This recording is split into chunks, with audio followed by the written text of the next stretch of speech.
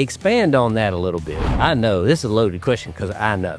You hear people all the time say, I really want to show a truck at Matt's. No, you don't. Yes. Honestly, my opinion on it really turned into the national detailing contest. Pretty much, you can take all the trucking out of it. You can take all your custom parts out of it. If you're not the cleanest guy there, you might as well go home. Yeah. Even in the working class. Oh, in any of them. Yeah. Did you already recording? Oh, man. Okay. What an introduction, guys. Hey, I don't have my buttons yet, as you already seen in the video. Yeah. But this is a pretty uncut podcast. And one thing we like to do is we like to keep it real. And welcome to the show, Truck Show Joe. If I had one of those buttons right here, I would add clapping. Yeah. So cue the clapping. Standing ovation. A lot of clapping. Hit it again. No. Thank you for coming down. Really. Thanks for the invite. I'm happy to have you down. This is our first show back. It's 31st episode, but we took 3 years off. I'm glad to be the first one after 3 years. So having you back, because we've known each other so long, you were the, and when I called you the other day, you were the one that I was like, well, I'm pretty sure he'll come and be on the show. And then I felt like you would be an easy one to be on here because we know each other pretty well. Yes. Well, that's good. I would like for people to think that. And that, I always say, like, people are like, well, what are we going to talk about? We'll keep it rolling. You know what? I literally have no notes. I don't either. Yeah. I don't even have I have one question that we're going to get into in a few minutes, and because it's happened to me yesterday, and because this is real. We just said this is like, if we don't laugh at ourselves, then somebody's going to laugh at us, and so probably both. Yeah. Yeah, for sure. So I was going to add. I was going to give some gasoline to the haters. And let them run with it. I'm gonna give them gasoline and match. Yes. Yeah. Well, there you go. So what have you been up to? Man, truck showing. I mean, the season's just really getting kicking, but like getting ready for that. Yeah. You know how it always is. I try to stay way ahead of everything, but as it always ends up, the night before the show, you're just running around trying like to get a chicken with your head cut off every time. Yeah.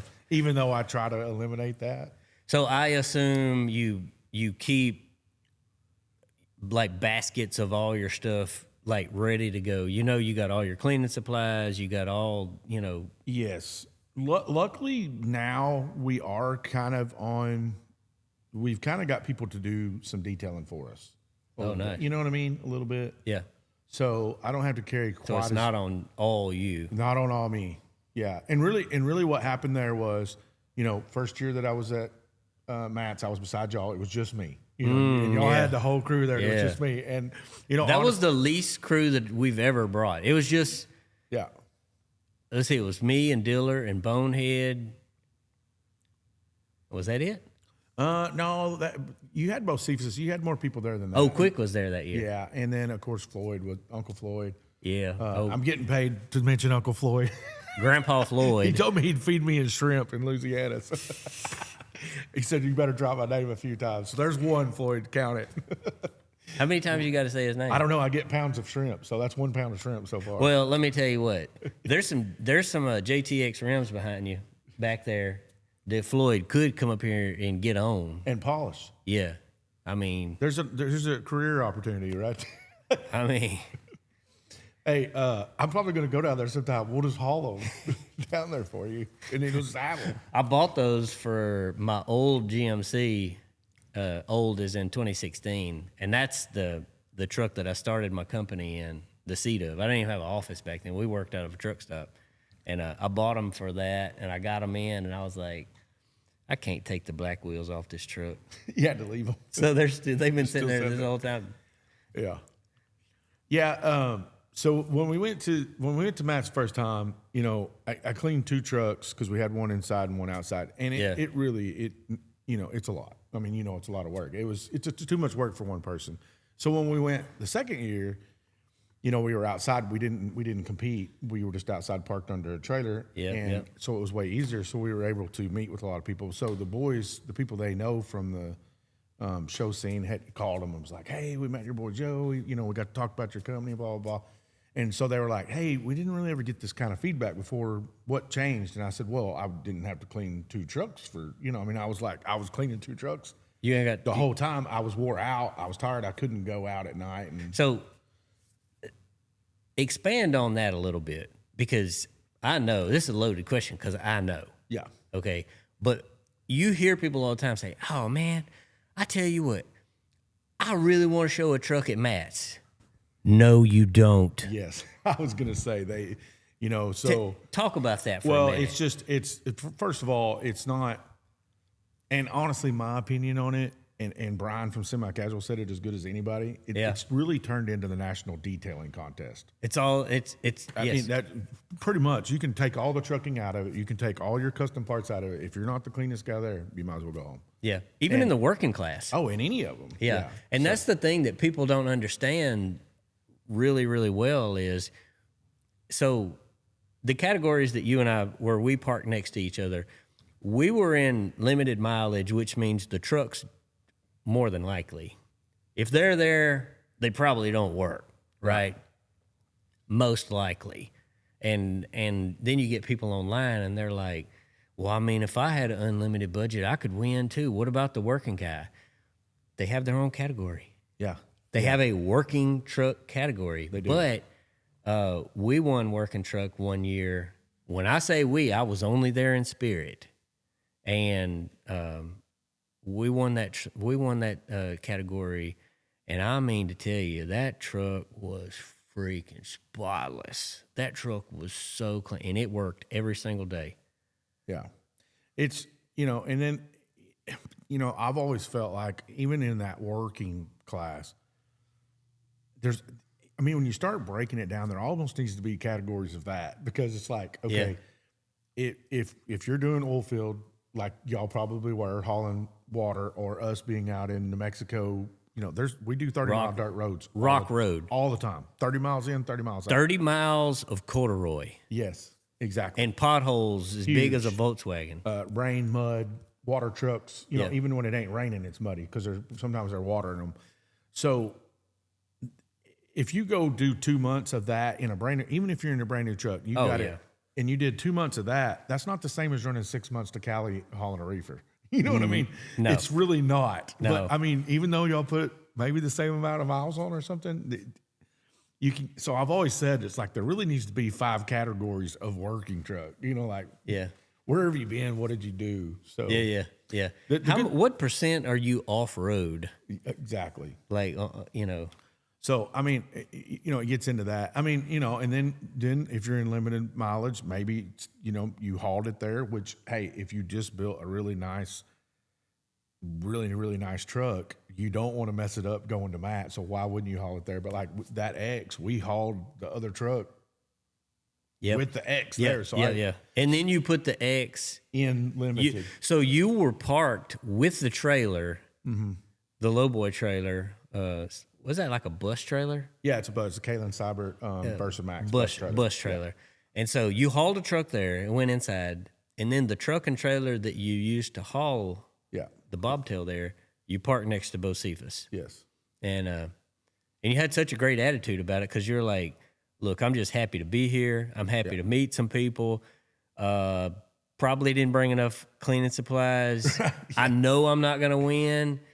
And I don't even care. I'm just happy to be here." And I don't know. I remember seeing you working on it, and we gave you some tips on, hey, do this and do this and do this.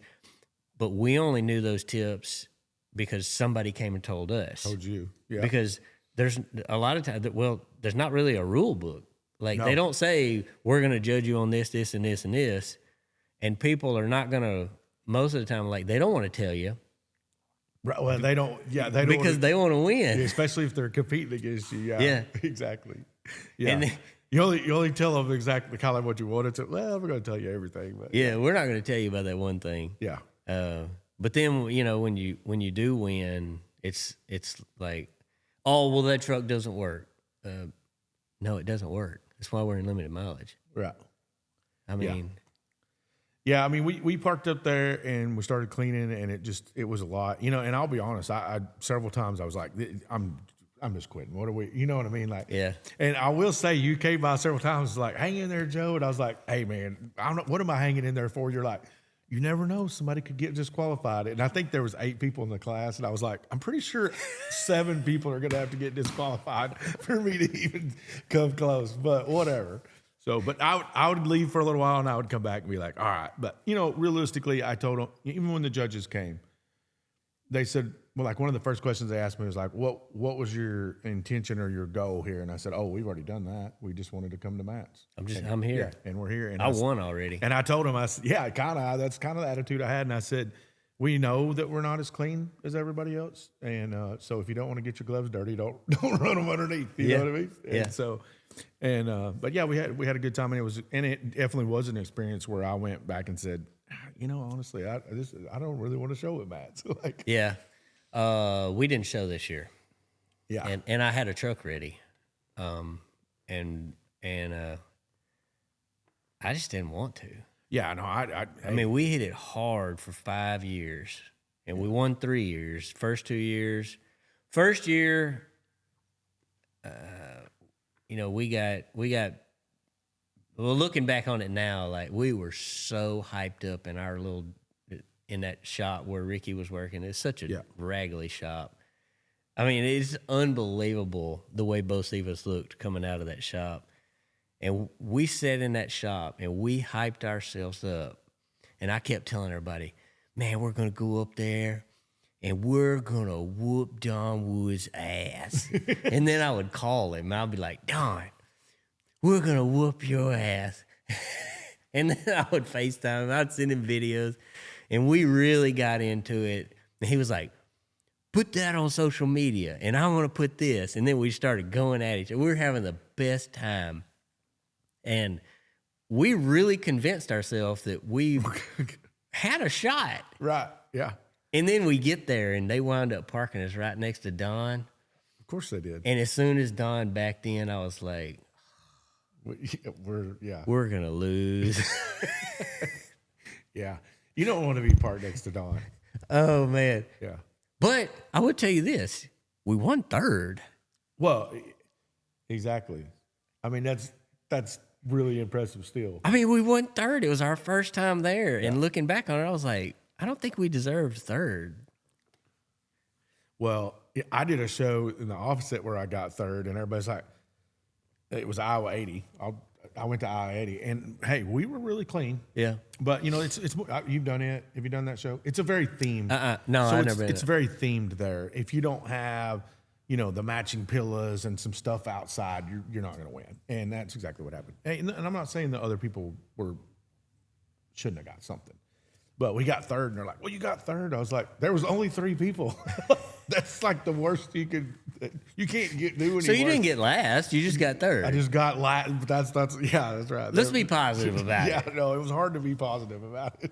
So to circle back around, kind of going back,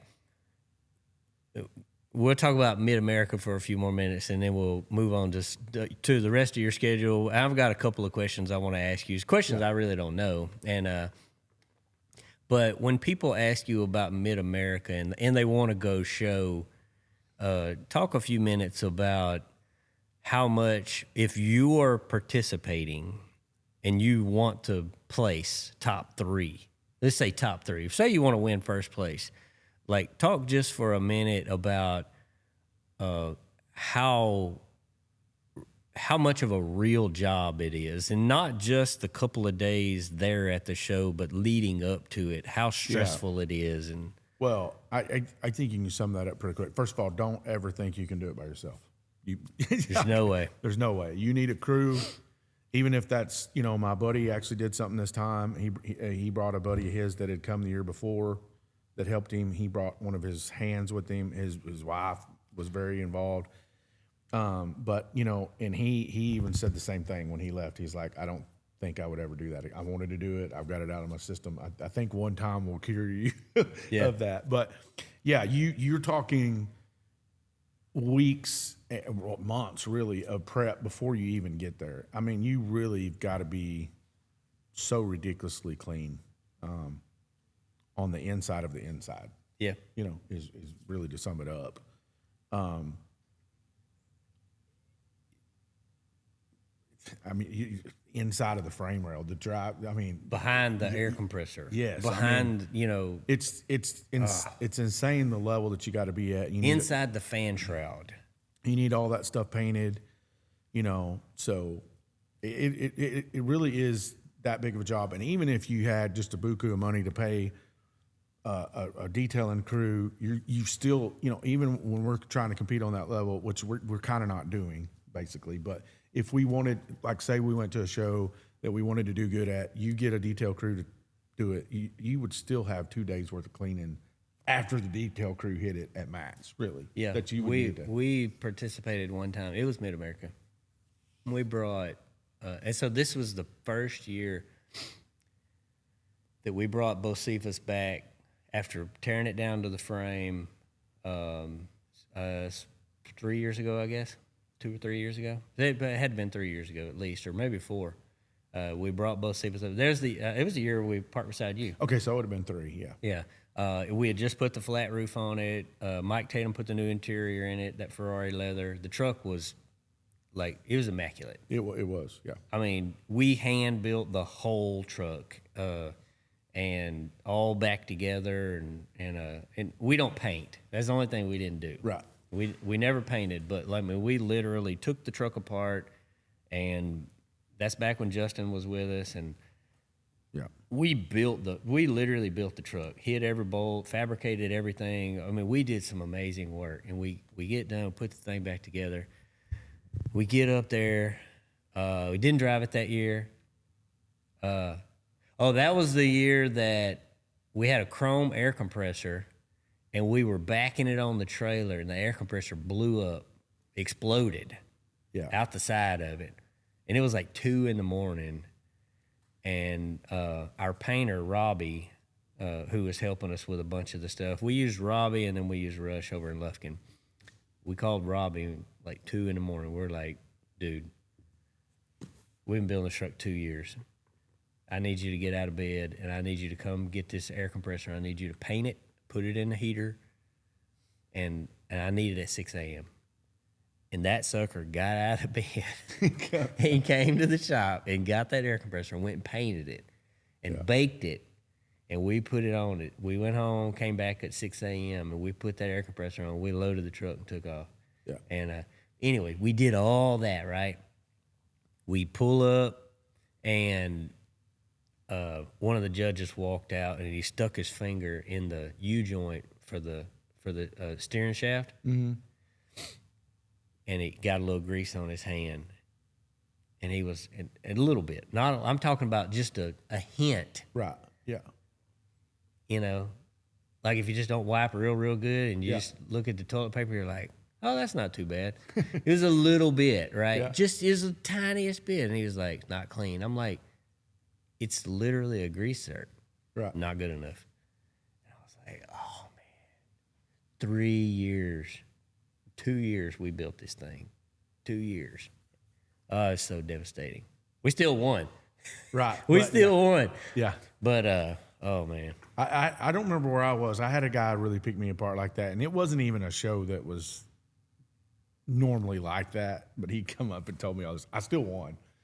I still ended up winning whatever that was in that class, but I was like, I think that might have been at Mississippi. But one of the guys come down, he was like, you should have done this, you should have done that. I'm like, I won. I was like, yeah. And there was another guy there, and they were very clean, but I went and walked around their truck. Yeah. Kind of what I got. I went and walked around, and I was like, okay, I see 3 things they missed. I'm going to hit those 3 things. Yeah, really. And I did that. Yeah, And that was enough. Yeah.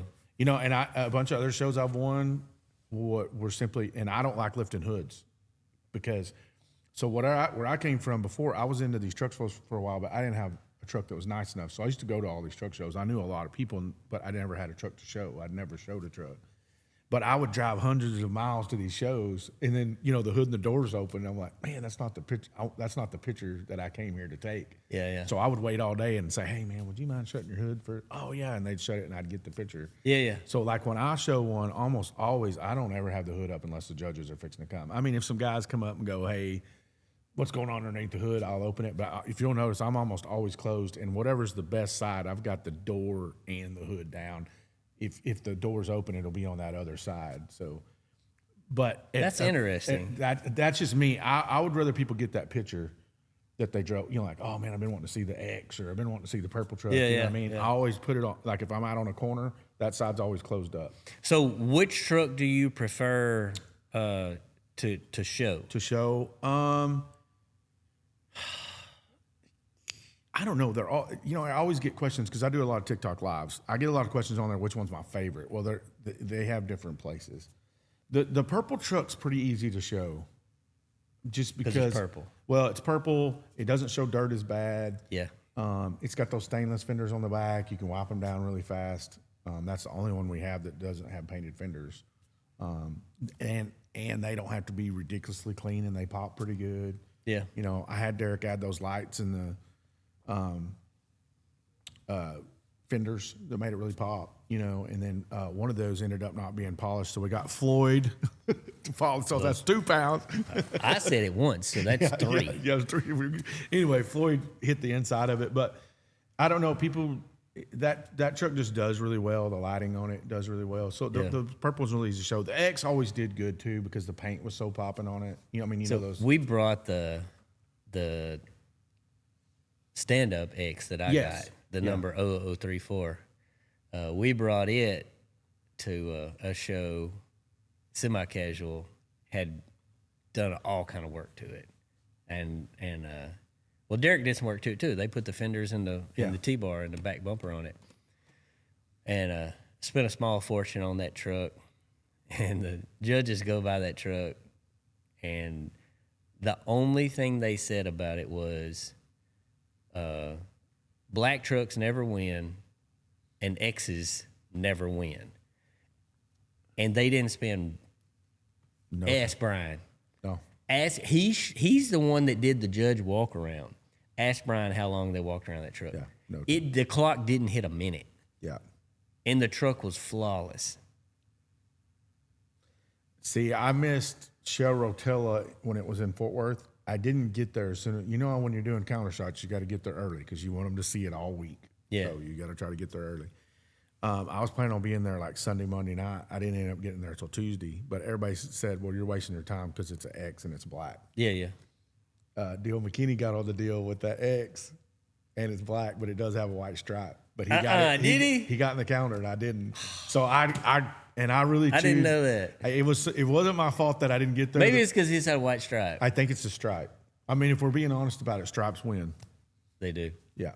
I mean, even if you're into a solid color truck, if it has a stripe on it, honestly, probably the only solid colored truck that ever did anything was probably the ugliest piece of crap truck on the planet, and that's Jacob's truck, Hater Made.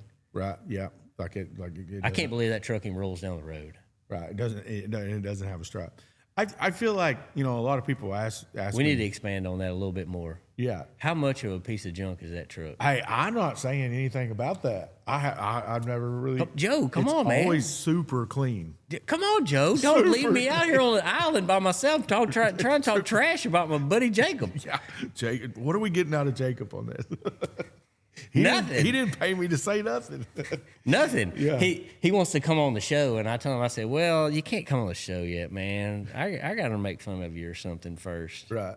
Maybe you can be like episode 6. Hey, I'm gonna say this about Jacob. Jacob was giving me some very good advice, but he said something. I think a lot of people have an idea of what Jacob's about just based on social media, the whole social media and the Hater Made thing. And we were sitting in truck. I cannot say what he said on here.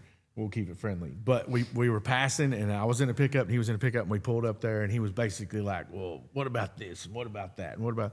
and he said some things, and we went to pull off, and the guys that were in the truck with me were like, "Can you believe he said that to you?" Like, but and they were really like almost mad about it. Yeah, You know what I mean? And I said, "Well, I said, hey, hold on a minute."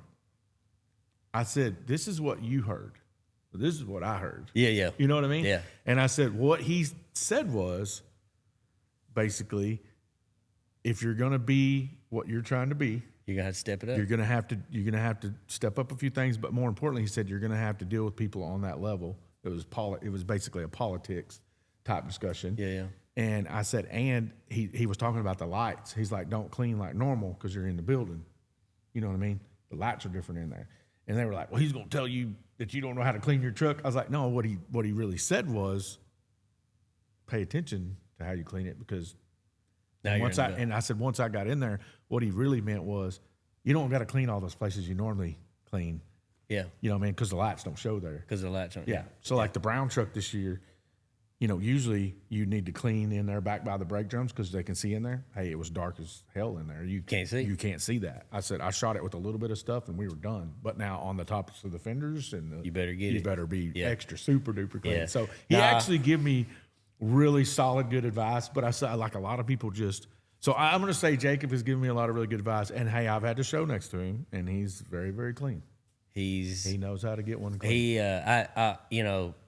I do not think the truck's junk. There are only a couple of pieces of equipment that I've sold that I had sellers remorse on, and that being one of them. I'm telling you, as sure as I'm sitting here, if it hadn't have been for Jacob, I would still own the truck today. Right.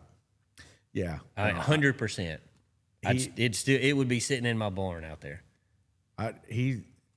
It's pretty legit, and I think too that truck was kind of, like it came along at a good time that not a lot of people had seen those, even though there were some trucks like that running around. Yeah, and I think so too. And we're talking a lot about truck shows on here because you're Truck Show Joe, and so I think there was an explosion. I do have a question for you in a second, but there was an explosion about the time that Hater Made hit the scene, and then we started doing Hater Made Mafia. There was an explosion of truck shows. I mean, every weekend there's 20 shows, and people reach out. Still to this day, people reach out all the time. They're like, hey, I'm thinking about starting a show, blah, blah, blah. And I'm like, look, dude, we're established. Old Town Rig Down is established, okay? We struggle to keep things going because it's still hard to get sponsors. If it weren't for my ride or die sponsors, it would, yeah. I couldn't do. I could do it. I just had to pay for the whole thing myself. Right. Hey, when people call me and ask me about truck shows, they say, well, I'm thinking about starting a truck show. I'm like, when? Like, there's 1,000 truck shows. Hey, that phone call I just had was, we've had to turn down 4 pretty big predominant shows because we promised some other people we'd come. And hey, and when I promised them that, there was no way they were, because all these other shows have always been these dates. Everybody changed their dates this year to try to help somebody else out. Yeah. And I know they did it locally. Like, hey, we don't, like I'm just completely off the cuff. Ohio had 2 shows going on, close together. And well, that's too close.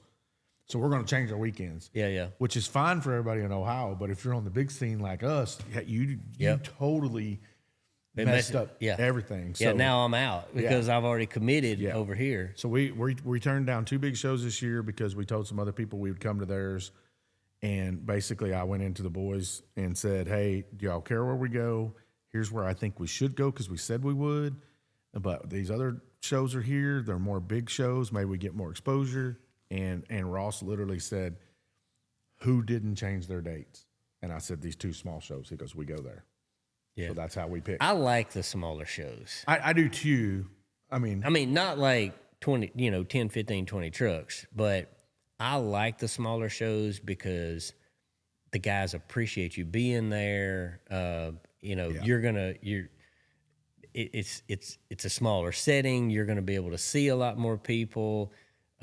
You're not going to have somebody coming through. And now for me, showing it at this point, like, I've done it. I mean, like, I got nothing to prove. I don't want to spend another $1 million on a truck, you know, trying to go win a Rockwood trophy at Mid-America. Right. Somebody else can go win them. Got 'em right there. There's a few, like, Yes. like y'all got a whole room. We do. I got a whole room, and of like, I just want to go have fun. I want to sit out beside the truck in a lawn chair. I just want to talk to people, have fun, look at the truck. Kids want to get in there. Yeah, kids, get in there. Scuff the floor up. I don't care. You know, just do whatever and just have fun with it. And I don't want somebody like reaching behind my starter or reaching behind the air compressor trying to find dirt. I don't want none of that no more. Yes. Like, for a guy just starting out, now I don't regret doing it. I'm glad we did it. It was like winning Mid-America combo. That was a bucket list for me. Like, I really, really wanted to win that. And one of my biggest regrets of showing was bringing Wild Child 2 years ago, Bobtail, and showing next to Brian, who's a very close friend of mine. Yeah. Like, like, if he needed me right now, I would jump in the truck and with the clothes on my back and go straight to Tennessee. Like, I think the world of him. I do too. Me And then showing next to him, and I wanted to go when they announced me with Wild Child. I wanted to just go up there and just withdraw.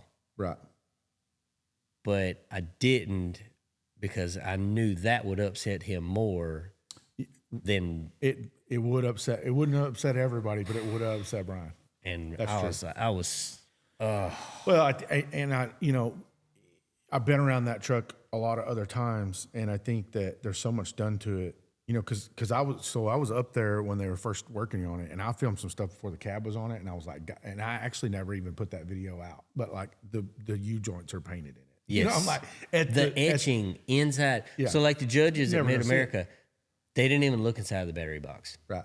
All that stuff is metal etched behind the bumper. Everything. There's so much detail.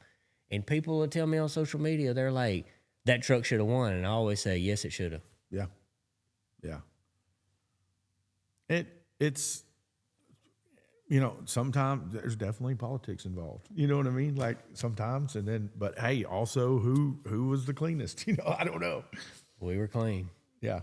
We were definitely clean. I didn't even look at that show that year because, so actually, I don't know if I want to get into all that, but actually, I didn't get into Mid-America. There was a whole debacle about that That year? year. I did not make, so anybody that's listening up, because they had this problem this year, you have to be registered for that by January or early February. You can't wait. I know. You know, Cannot wait till March. I know somebody that tried to register late. Yes. Yeah, I did. I didn't know there was a. I didn't know This there was. year, yeah. Oh, hey, I do too. Yes, they called me and they said, "Hey, what do you think?" And I said, "They're not going to let you in." Yeah. But anyway, we didn't get in, and I'm not going to go into everything about the ending of that because they did make me mad, but I wasn't really mad at first. I actually respected their decision at first because they said, "Hey, rules are rules," but then they did try to bend the rules at the last minute, and that made me really mad. Yeah. But when I started calling around, because I thought if I could get a spot that we had friends that already had spots, so I was like, well, if I can just use their spot. And I even told them, I said, hey, man, I just built this truck, new gen. You know, Derek, we've got all this time in it, 12-gauge customs. We want to show this truck off. I need a place to park this truck. I was like, give me one of these guys' spots. Hey, disqualify me because I'm not the right person, you know? And they're like, no, we don't want to look like the bad guy. I said, hey, cool.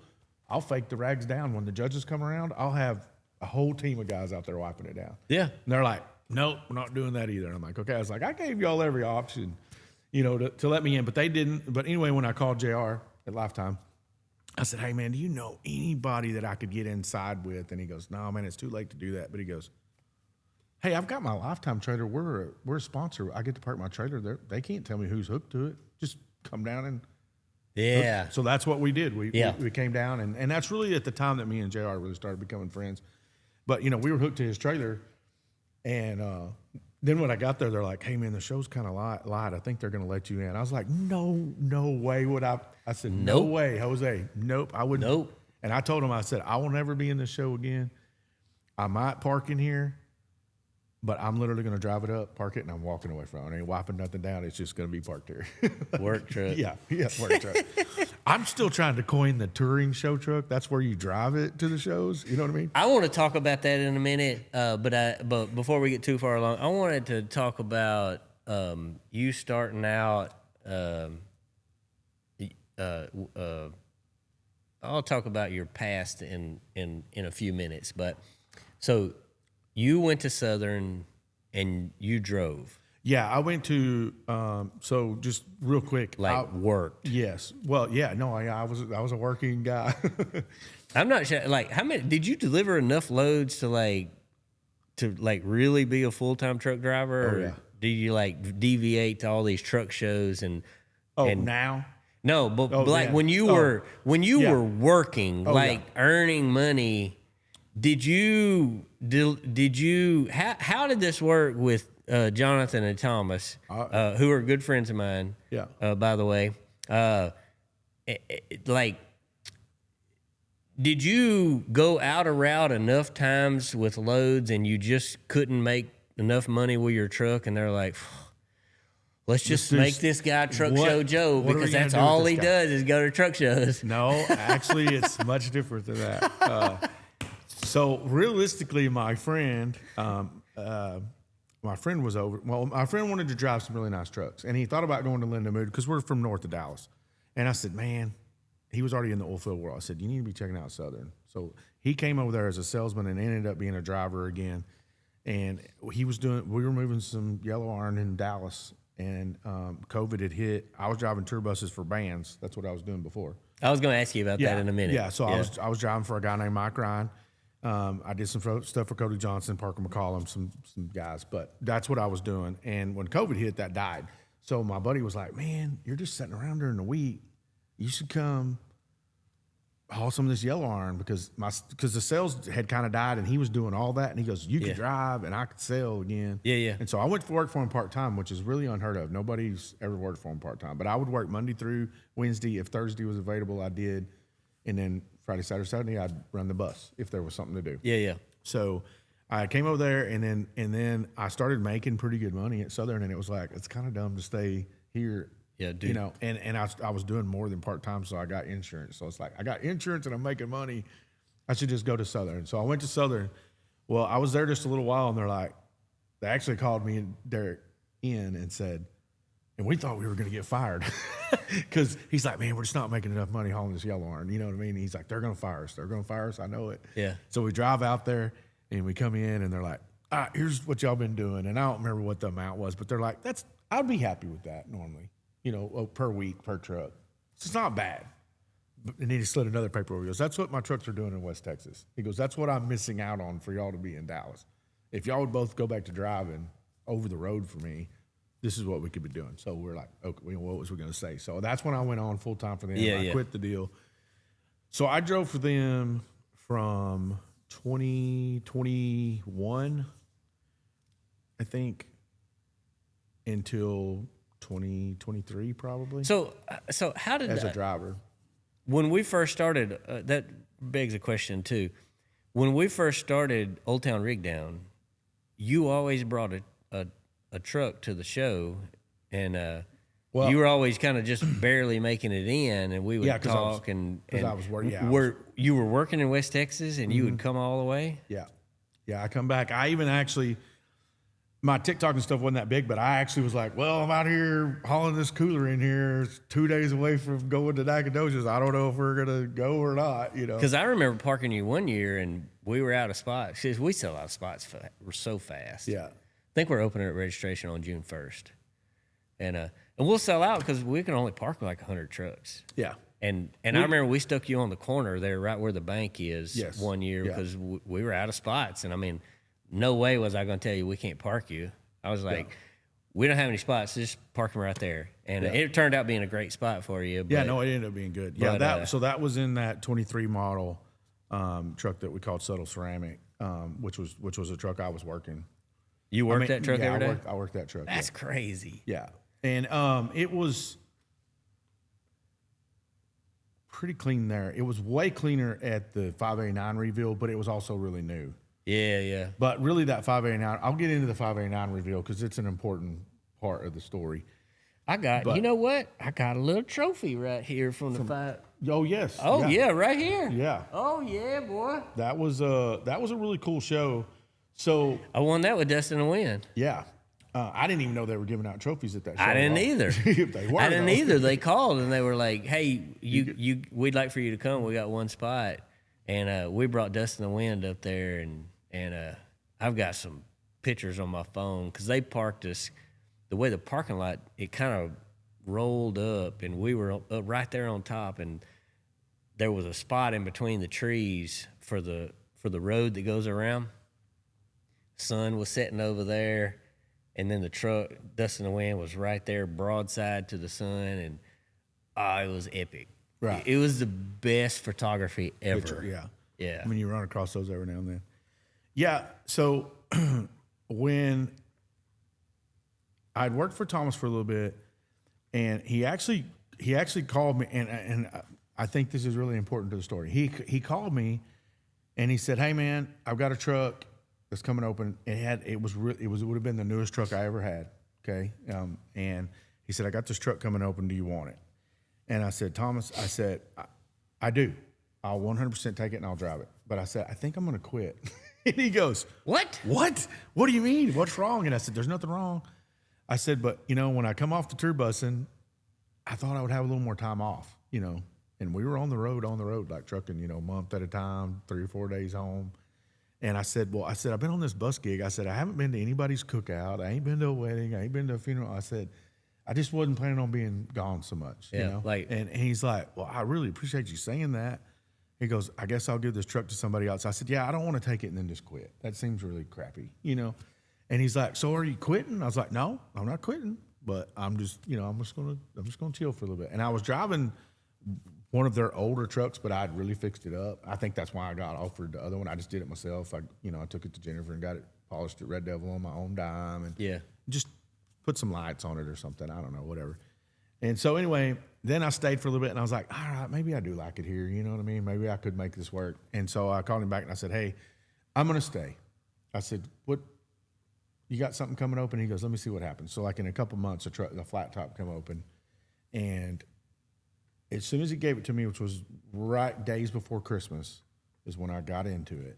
I came back in that first week of January, and I said, hey, look, I want to go to Peterbilt Open House, and I want to go to Pulling in the Pines. I said, they're right there together. Could we shut that down for 2 weeks? I'll get the motel rooms. I'll handle everything. And he kind of laughed. He's like, you don't just go to Peterbilt. I said, I know. I said, but I've had a spot there for like years because there were some people that were handling it before, and I knew them, and I was a local guy. And they always let you in. Well, they would call me and ask me about trucks that they could put in it because I knew all the local Peterbilt guys. And so I would suggest some people that they should call. Yeah. And he said, if you ever get a truck, let me know. Well, I never did, So I was like, well, I'm going to call in a favor. I said, I can get it into Peterbilt. He says, if you get it into Peterbilt, we'll shut it down for 3 weeks. We'll clean it up for a week. You can go do Peterbilt, and then you can go do Pulling in the Pines. Yeah. And so that's really what started the whole truck show thing. And you were still Joe. I was still just Joe. I was driving. I was driving that truck every day. Yeah. And I mean, really, the way we cleaned it up and took it to Peterbilt also was like I was hauling days before that. In the oil field. The Truck Show Joe thing. I don't know if you know this, but it has nothing to do with truck shows. So there was 3 Joes that worked at Southern, and so there was me, this other guy, and then this older guy. So there was old Joe, and they called the other guy Dirty Joe, but he actually wasn't dirty. But I kept my truck so much cleaner than everybody else. They're like, oh, Truck Show Joe. That's where it came from. They didn't have anything. They were calling me. So they just called you Truck Show Joe. They just called me Truck Show Joe because they're like, it looks like he's going to a truck show all the time. Yeah, because I kept my truck pretty clean. So That's really where it came from. And then I would have not guessed that. And then when it fast forward into it, it's like, hey, you're literally Truck Show Joe. Yeah. It's like it's predestined. It was kind of predestined, I guess. So maybe old Joe. Old Joe, I don't even know where he is. He may not even be alive. He didn't last. Thanks a very lot, long. old Joe, because he was yes. predestined to do Truck Show Joe. That's right. Yeah. Or it could have been Dirty Joe. It could have been. I could have been Dirty Joe. Yeah. What about Joe Dirte? That guy's out there somewhere, like just doing his thing. Yeah, that's a completely different. I feel like that's a completely different category of people. He's got his own following, movies and stuff. Joe Dirt. Shoot. Anyways, keep going. Yeah. So anyway, so that's kind of how it really fell into place. And I took that truck to the show, and then a little bit after that, I got that new truck, that gray one. Mm-hmm. And so I think this is really important too. I called Thomas one day, and he said, "Hey, I got a new truck coming." He sent me a picture of it. It was a really bad picture of it, just sitting at New Gen, but it was just that gray. It was ceramic gray, is what it was. Yeah, I remember. And he said, "Man, this is the last 389 that's coming in this year. Would you want this truck?" And I said, "Yeah, can I call you?" And he said, "Sure." And so I called him, and I said, "Hey," I said, here's what I'm thinking. I don't want to drive a Southern truck. I want to drive the Southern truck." Yeah. And he laughed. He goes, "Okay, what are you thinking?" I said, "Can I do some stuff to it?" And he's like, "Well, what are you thinking?" And I was like, "Well, let me just start sending you some pictures." And he said, "Well, before you do," he goes, "You mentioned once before you might leave. Are you going to stay?" I said, "I guarantee you I'll stay 5 years." Like, you got me for 5 years. That's a long commitment. That was a pretty long commitment. And he said, "Okay." He goes, "I'm going to put you in a group text with me and Derek at New Gen, and you just tell him what you want." Well, as soon as that happened, I started sending these mirror brackets, and what's funny about this is that a lot of people wouldn't think, all of our drivers are like, "God, I wish Thomas would just build me a truck. Wish he'd build me something for me." Thomas would get on the phone. We're like, "Hey, I want some stuff." "Well, what do you want?" "Well, I want a visor." We already do that, okay? Like, what else you want? You want it painted? You want a bow tie? Like, whatever y'all do. Like, what else you want? "I want some stacks." Yeah, we already do that. That's standard. He's like, Joe's the only guy that was like, boom, boom, boom, boom. I was like, hey, I've been waiting for somebody my whole life to ask me that question. Yeah. What I mean? Like, I was ready. I sent him every picture. So that's how we built that truck. And then, when the first thing that it really came up was that 589 reveal. And Jay Hawthorne called me and said, "Hey, man, would y'all want to bring something?" I was like, "Absolutely. I got this gray truck I'm bringing." So I bring it down there, and I get parked by Chad and Lisa Berry, but with their friend, why am I going? Eric, with the dump truck. Yep. So they end up parked right beside me. Now, I watched that whole build. I, literally cried when I saw it. That thing's insane. Can we take a timeout right there? Yeah, sure. That dump truck. So off the planet. Yes. That dump truck It is insane. didn't win first place at Mid-America. No, I know. Hey, I didn't. I'm thinking, if that truck didn't win, What are you doing? I give up. Yeah, I'm with you. I mean, it even had rocks out by the front bumper and a sign. Yeah. It had everything. They brought it to 2 or 3 years ago. They brought it to Old Town Rig Down, and that was one of the. We've had some cool stuff come down here, but when they agreed to bring the dump truck down here, and I put them front and center, I was so proud to have them bring that dump truck down here. I really don't know. I mean, I think Chad is probably one of the smartest, best builder guys out there. I mean, he's not even. Technically, he's really not even doing it. I mean, I guess he does a couple. I couldn't believe it. Yeah. I watched all those YouTubes on it, and I didn't even know them yet. I hadn't really I'm really good friends with them now, but at the time I didn't. Yeah, me too. And Charlie too. Like Charlie, they're such good people. Yeah. And so I get parked beside him, and I start cleaning this truck. And hey, I cleaned it like I was going to Matt's. I mean, I was underneath that thing cleaning it. And Chad came over one time, and he said, "Hey, Joe, listen, there's not any awards here, bud. You don't got to get that clean." And I told Chad, I said, "Well, hey, man," I said, "my bosses are coming because they like to come where there's airports." And I was like, "They're flying in next door, and they're coming over to this thing." And I said, "They don't come to a lot of shows. So I want to look right." And I said, "If I ever wanted to do any more of this, I need to be right." And then that truck was really clean. And when they came down there, down when we were down when they actually unveiled the trucks. Ross, which is Jonathan, to make clear everything, I call him Ross, but Jonathan said, T was talking, he was pretty impressed that you had that, and he saw you talking to people, and he's like, he's probably just going to let you run with that a little bit. And that was a long time before.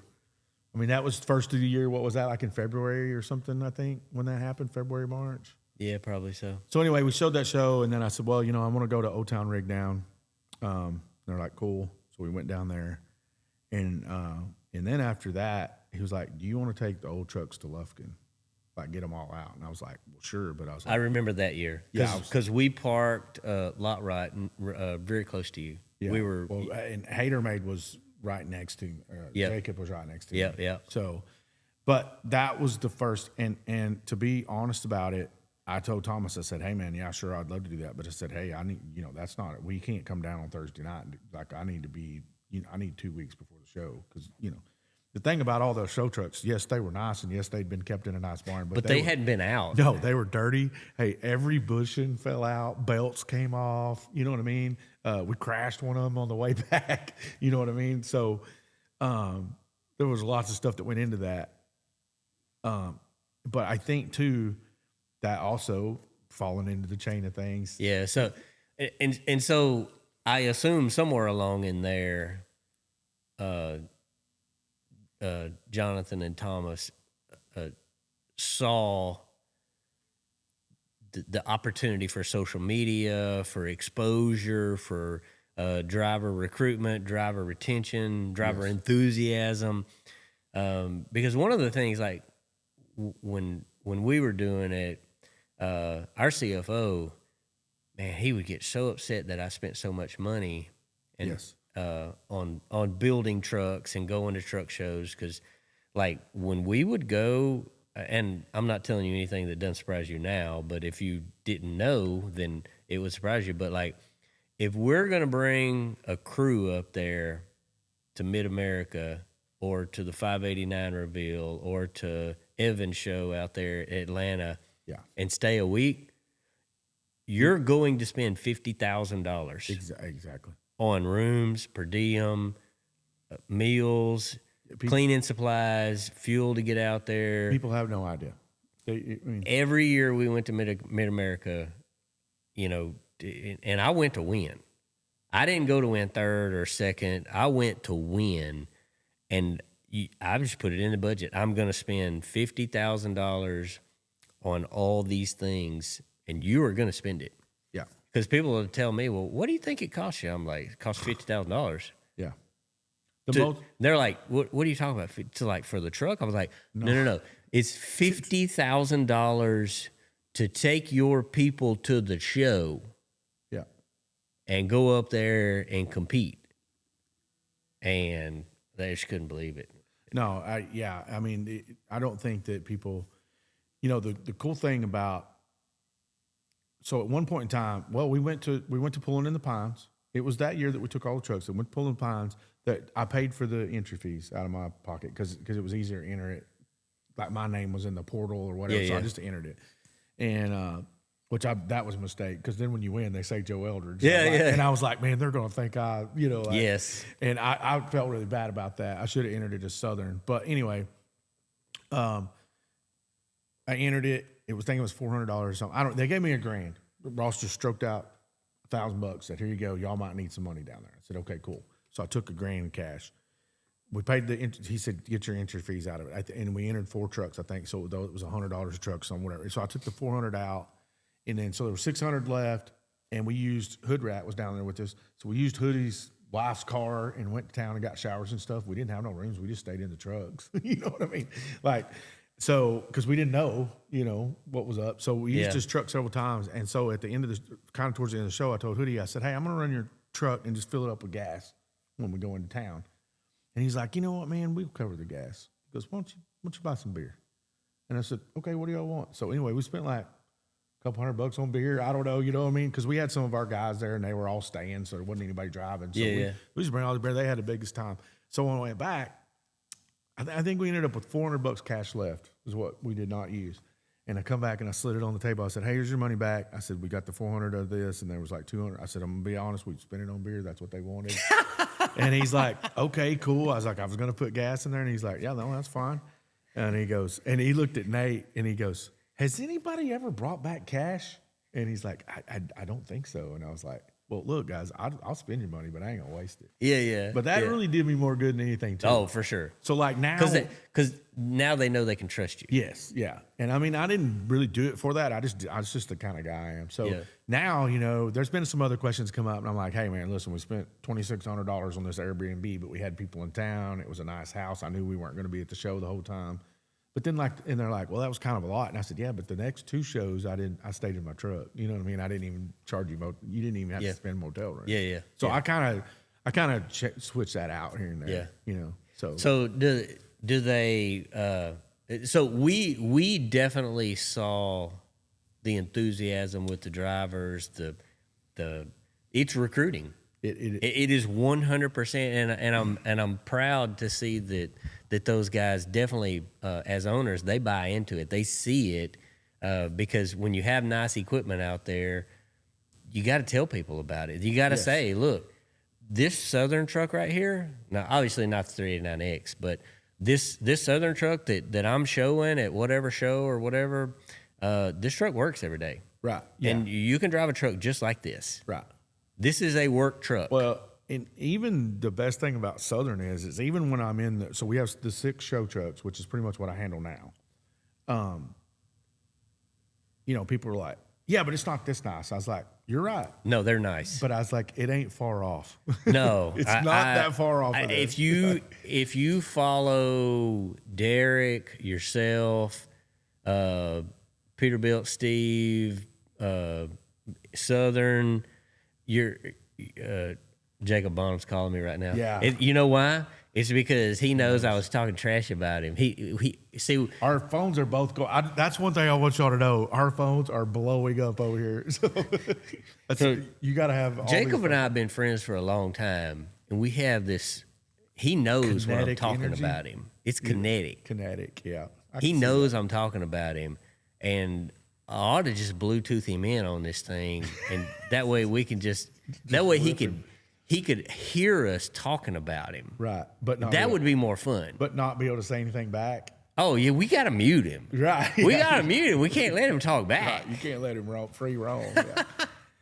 No, but man, I'm glad that those guys see the value in it because it does, and I'm proud they support the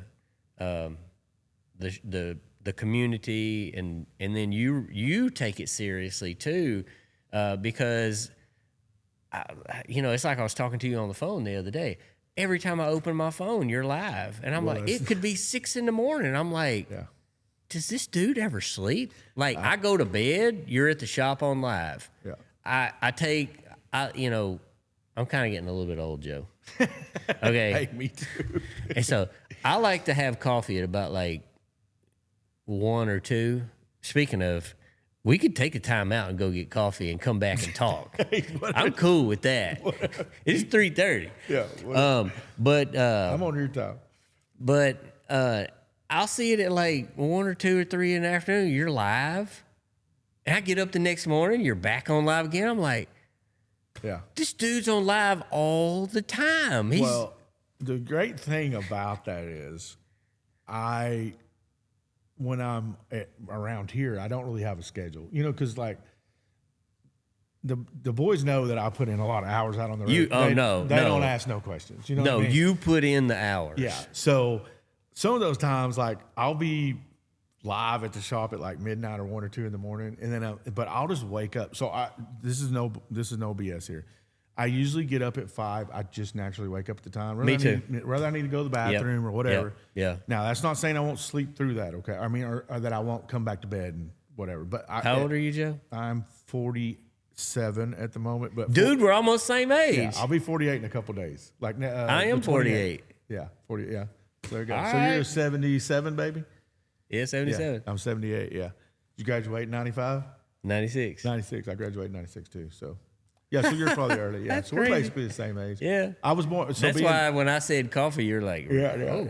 okay. But I'll be up at that time, and then I'll wake up at 5. I usually post social media at 5 in the morning because Jonathan and Thomas get up at that time, and I want them to pick up their phone and go, "Oh, Joe did his job today." You know what I mean? Like, so I post at 5. That's most smart. Of the time. That's smart. I've been a little lazy about it now, but I usually try to have something with Southern Transport posted every day at that time because I want them to look up and see it. So sometimes I would be like, well, it's 5. I'm kind of awake. I'm going to go to the shop. So I'll go to the shop and go live from like 6 in the morning to like, hey, if it's really good, I might stay till 9. But then I'd go back to bed until like 1 or 2. You didn't have to tell us that. I didn't know. part. I'm just being Dude, honest. There's a thing of you can be too honest. You can. Like you can. didn't have to tell us that That's part. true. Like I just built you up. Yeah, right. Well, I just spent the last 10 minutes building you up, and then you're like, "Oh, I go home and go back to bed." Sometimes I don't, but sometimes I do. But hey, we started this thing off with saying we were going to be real.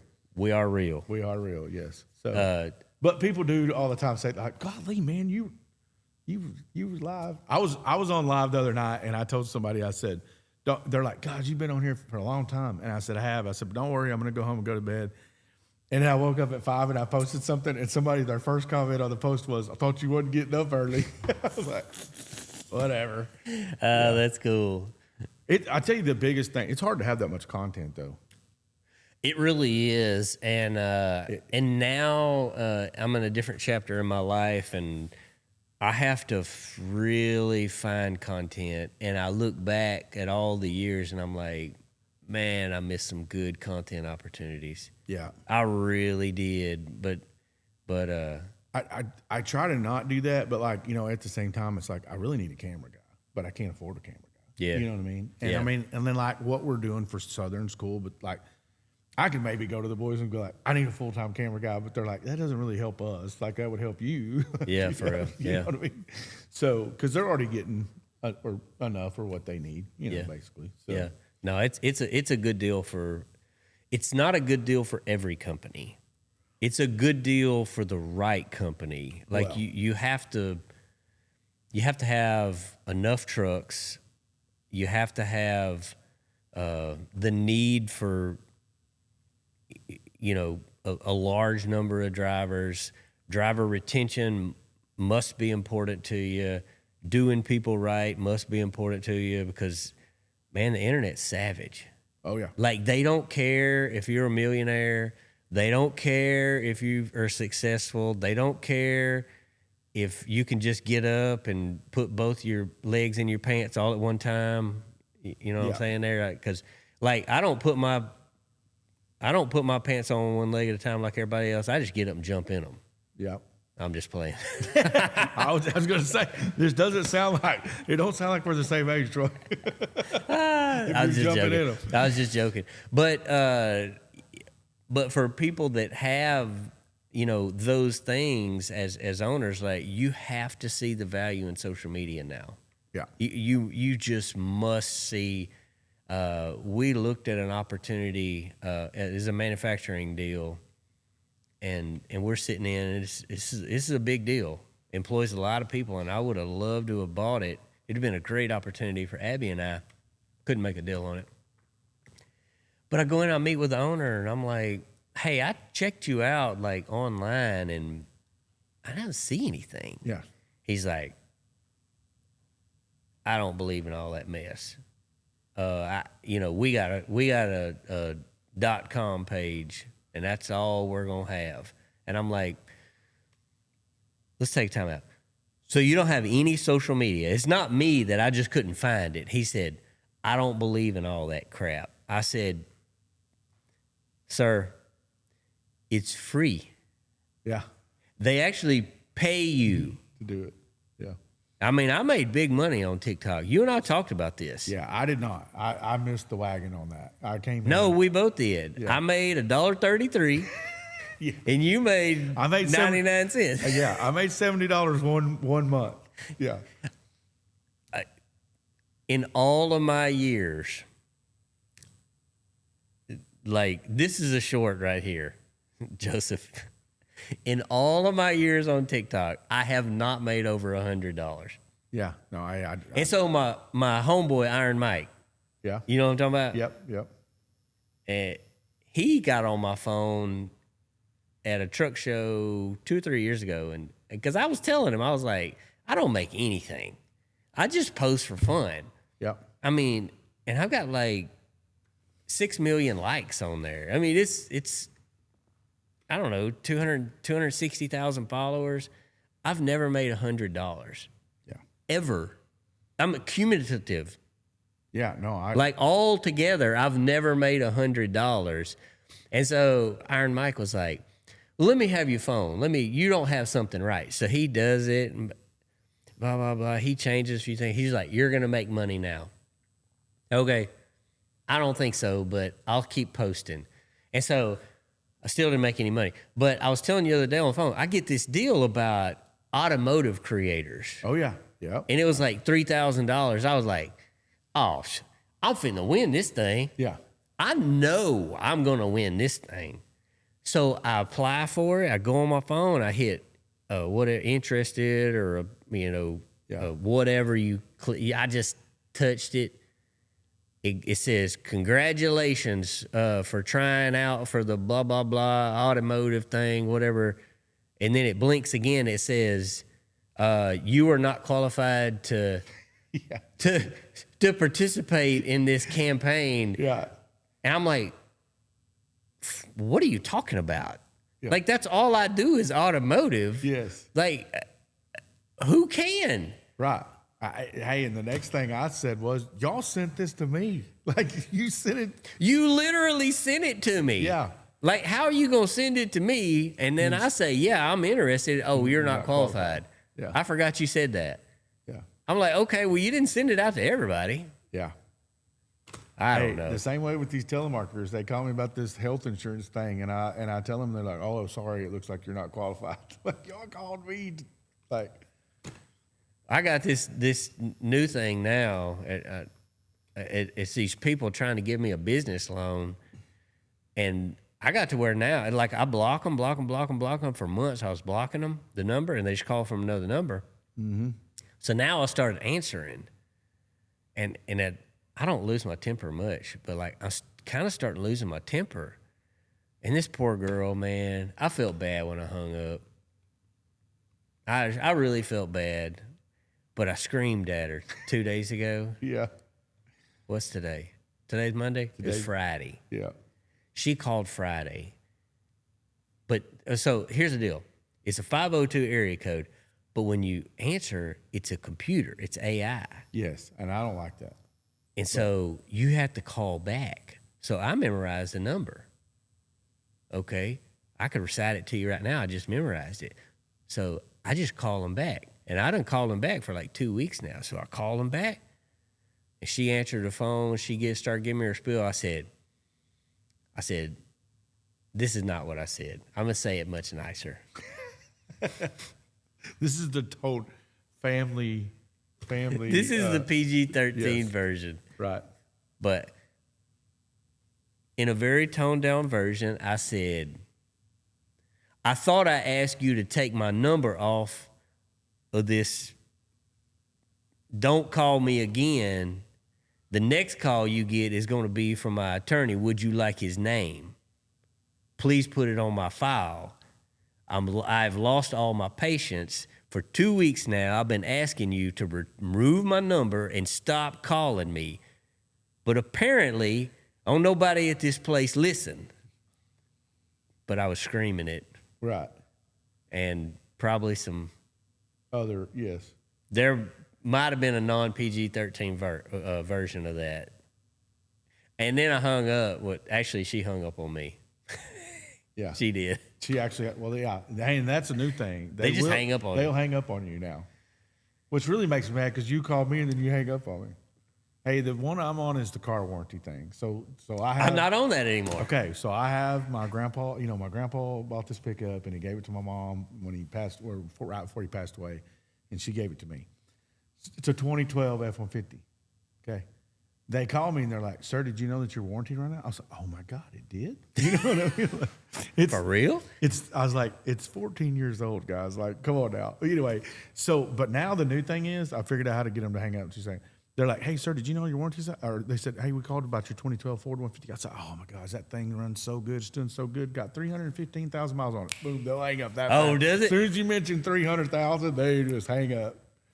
Which almost makes me want to call them back and go, what did you hang up for? Like, I'm interested in the warranty. I'm trying to get this warranty on. So. Yeah, they ain't selling Maybe these people with these loans, maybe I should say I've got like a 249 credit score and I'm currently in 4 repossessions and I need this money. Like I could really use it. How much can I get? Hey, you should probably start off with how much could I get and then start telling them that you got all these problems, these extra problems.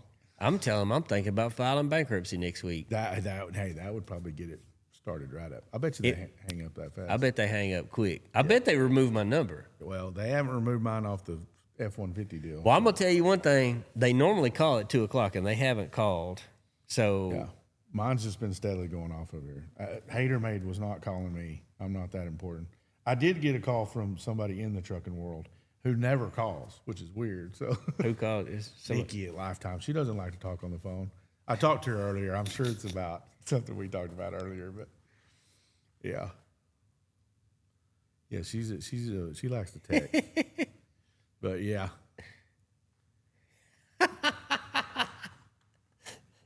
Josh from East Texas Truck Center. Oh, yeah. I put this picture on Facebook. And it's got the woman mannequin perfect. in the background. There you go. Why wouldn't you comment on that? That's the first thing I said. So if y'all don't know, you can't see, this is off camera. There's a very unclothed mannequin, woman, female mannequin. I put it on Facebook. I didn't even look. Check out the Facebook. You can see. And the windows are tinted when you walk in. So I'm walking in and I was like, what kind of podcast are we doing here? I got to tell you, this is hilarious. Probably wore too much clothes. Yeah. I'm going to say we are recording right now. I would say that this mannequin's pretty fit too, wouldn't you? Wouldn't that be your opinion? She's stacked up top. She works out. Yeah, she's worked out. Yes. Oh, that's funny. Yeah. Way to go, Josh. That was funny. I think if I understood it correctly, you're going to see this mannequin, so stay tuned to future podcasts, and you may see this mannequin. So, I laughed pretty good at that. So I've got Pretty Peter coming on. Markel, yeah. Yep. Yeah. I'm excited about that one. That one may not be PG-13. It will not be. I can already tell you that. That one, man. She's unfiltered, but that's what's great about her is she's unfiltered. Let's see. We've got Pretty Peter, then we've got Jennifer Barron from Red Devil. I'm excited to do both of those. Most likely, we're just working out scheduling and making sure, but I'm 99.9% sure we've got Big Rig Barbie going to be on. Oh, no. Leanne. I've known her for a long time. Her and Blake, they're great people. Her and Blake they're genuine, man. Hey, she's probably going to kill me for saying this, but I'm going to say it anyway. When I first met them, I was very intrigued by, she's got so many followers and hey, was that your? Well, I'd already met them, but we were at your show. Yeah, and we were there like a couple nights before the show actually started. So we went to the Buffalo Wild Wings. Yeah, which is in a weird spot in my opinion, because it's kind of on a side street or something. Yeah. It ain't around any other restaurant. Yeah. So anyway, we're at this place, and I was like, "Well, I said, Leanne, when do you like to post?" She goes, "Oh, I post when I poop," and I'm like, "What?" And she goes, I figure if I'm pooping, other people are pooping. So I was like, that's pretty. I swear, you serious? She really did say this. She's going to kill me. We might need to edit that out. That really did happen, though. That's really real. I mean, she don't care. No, she probably doesn't. That's what she said. But like her and Blake go together so good. Oh, man. Because Blake is so cool just being behind the camera. Oh, yeah. He just hangs out back there. He's just hanging out. And it's funny because I do this thing where I see her and I'm like, oh, my gosh. And just like they play that music in the back where the two souls are running at each other. And then you pass her up. I pass her up and hug Blake. Yeah. Yeah. That's hilarious. Yeah. Yeah. So I look forward to having her on and she's talking to her a little bit. And then outside of trucking, because I'm all into horses right now. Oh, yeah. That's my new thing. Yeah. My wife says I go through these phases. Yeah. It happens. I've always loved horses. but I didn't have the time for them.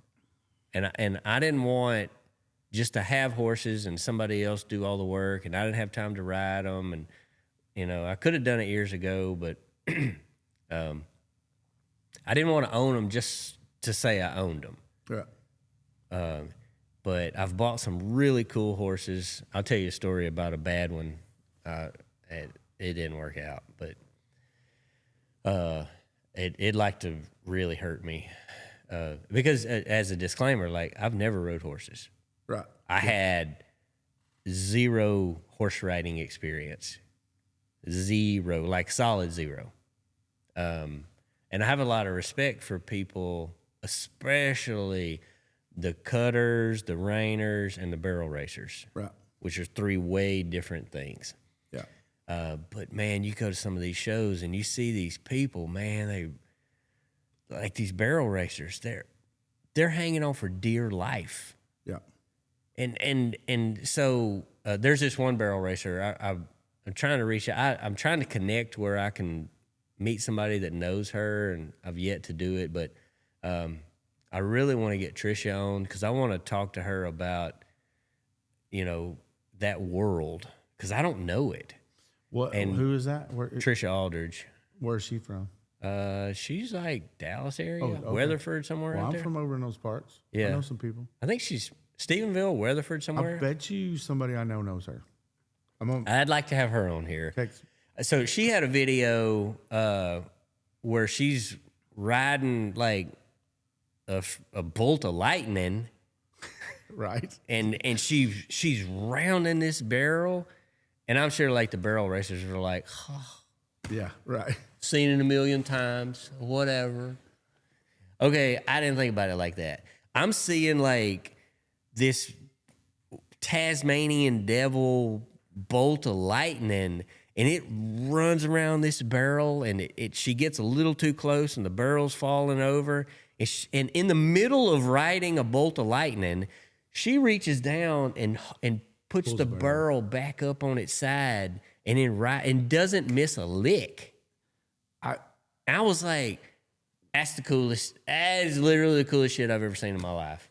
I saw that one time at a more like local small rodeo, and I was like, well, that girl just got disqualified. That's actually not against the rules. You can not against the rules. You can do it. Because it didn't fall over. Yeah. I didn't know you could do that. But at the same time, let's be realistic. Not everybody can do that while they're riding. I cannot do that. Yeah. No, I cannot do that. I'm not saying it's not a talented move. I'm just saying I have seen that happen, and I was like, no. I didn't know that was. So my version of riding my horse and including barrels is like just kind of and I think it would be very comical for one of those barrel racers. I was talking to an older fella today that I'm friends with, and his 12-year-old granddaughter is in the youth rodeo, and she's winning. Like, she's doing really, really good. And he said something about, because I have one roping horse, and I'm learning to rope. I got him from Wickenburg, Arizona, from a phenomenal trainer out there. Nick Polaire is his name, and a great guy. So I'm learning to rope, too, on and off the horse, because I can't do either. Right. One piece at a time. I can't do either one, so it doesn't matter. Right. And that reminds me, I got to go back to another trucking thing in just a minute, because I did something yesterday that I'm going to ask you if you've ever done, and then we're going to laugh about it. Yeah, so anyways, he said something. He said, well, bring your horse over sometime, because I know him real well. He's a little bit older than me. He said, well, bring your horse over sometime, and we can ride, you know. I said, like, we as in who? He said, well, me, and then I'll get my granddaughter. I was like, I ain't riding with your granddaughter. Are you crazy? If she can do that barrel racing thing, flying around, and the hair on the horse's mane's just going straight back because they're going so fast. No, man. Ain't for me. Your 12-year-old granddaughter ain't making fun of me. Right. I'll stand on the fence. Yeah. And he just laughed. That's funny. Yeah. But anyways, yeah, I really enjoy it, and I got some cool stuff. Oh, I bought Drew discount. Yeah. I got his Little trailer. 1971 Superliner. Yeah. And That thing's cool. I saw some pictures of it. So we were hanging out with them and Markel and CJ. Yeah. Was all down there at 75. And they were talking about it then. I saw him put it online, and I texted him right away. I was like, Drew, I need that trailer. I got to have it. Yeah. And so he sent me some pictures, and I spoke for it. I sent him the money the next day. And I put it on AI, ChatGPT, and I put the 100K truck, and then I put a separate picture of that trailer, and I said, well, put these together and then make the paint match. And that's the picture I put online. Right. And so I still have to go get the trailer. I either got to go get it myself or Bonehead might go. Bonehead said something about going up there on his days off. Regardless, one way or another, I got to go up there and get the trailer and get it down here so we can get it painted. But I'm really excited about that. And then we got Clinton. You know Clinton Anderson? Yeah, I know who Clinton Anderson is. The is. Down Under horseman? Yes. So I met him over social media and made friends with him. We hit it off real quick. And I went up to his place, hung out. He's here somewhere in Texas now, right? Arkansas. Oh, Arkansas. Yeah. He's 7 hours away, something like that. Yeah. But he's a cool dude, man. He's going to be on the show. He'll be like episode 3 or 4, 5, 3, 4, 5, just whenever he can work it out on his schedule to come down here. And then I was telling you, looks like we'll have Corey Willis on, and that's really without even, reaching out to very many people. Well, yet. I mean, we know that Jacob's in. If you just get in an absolute slum and you have nobody slumming it, yeah. No, we'll definitely have Jacob on, and I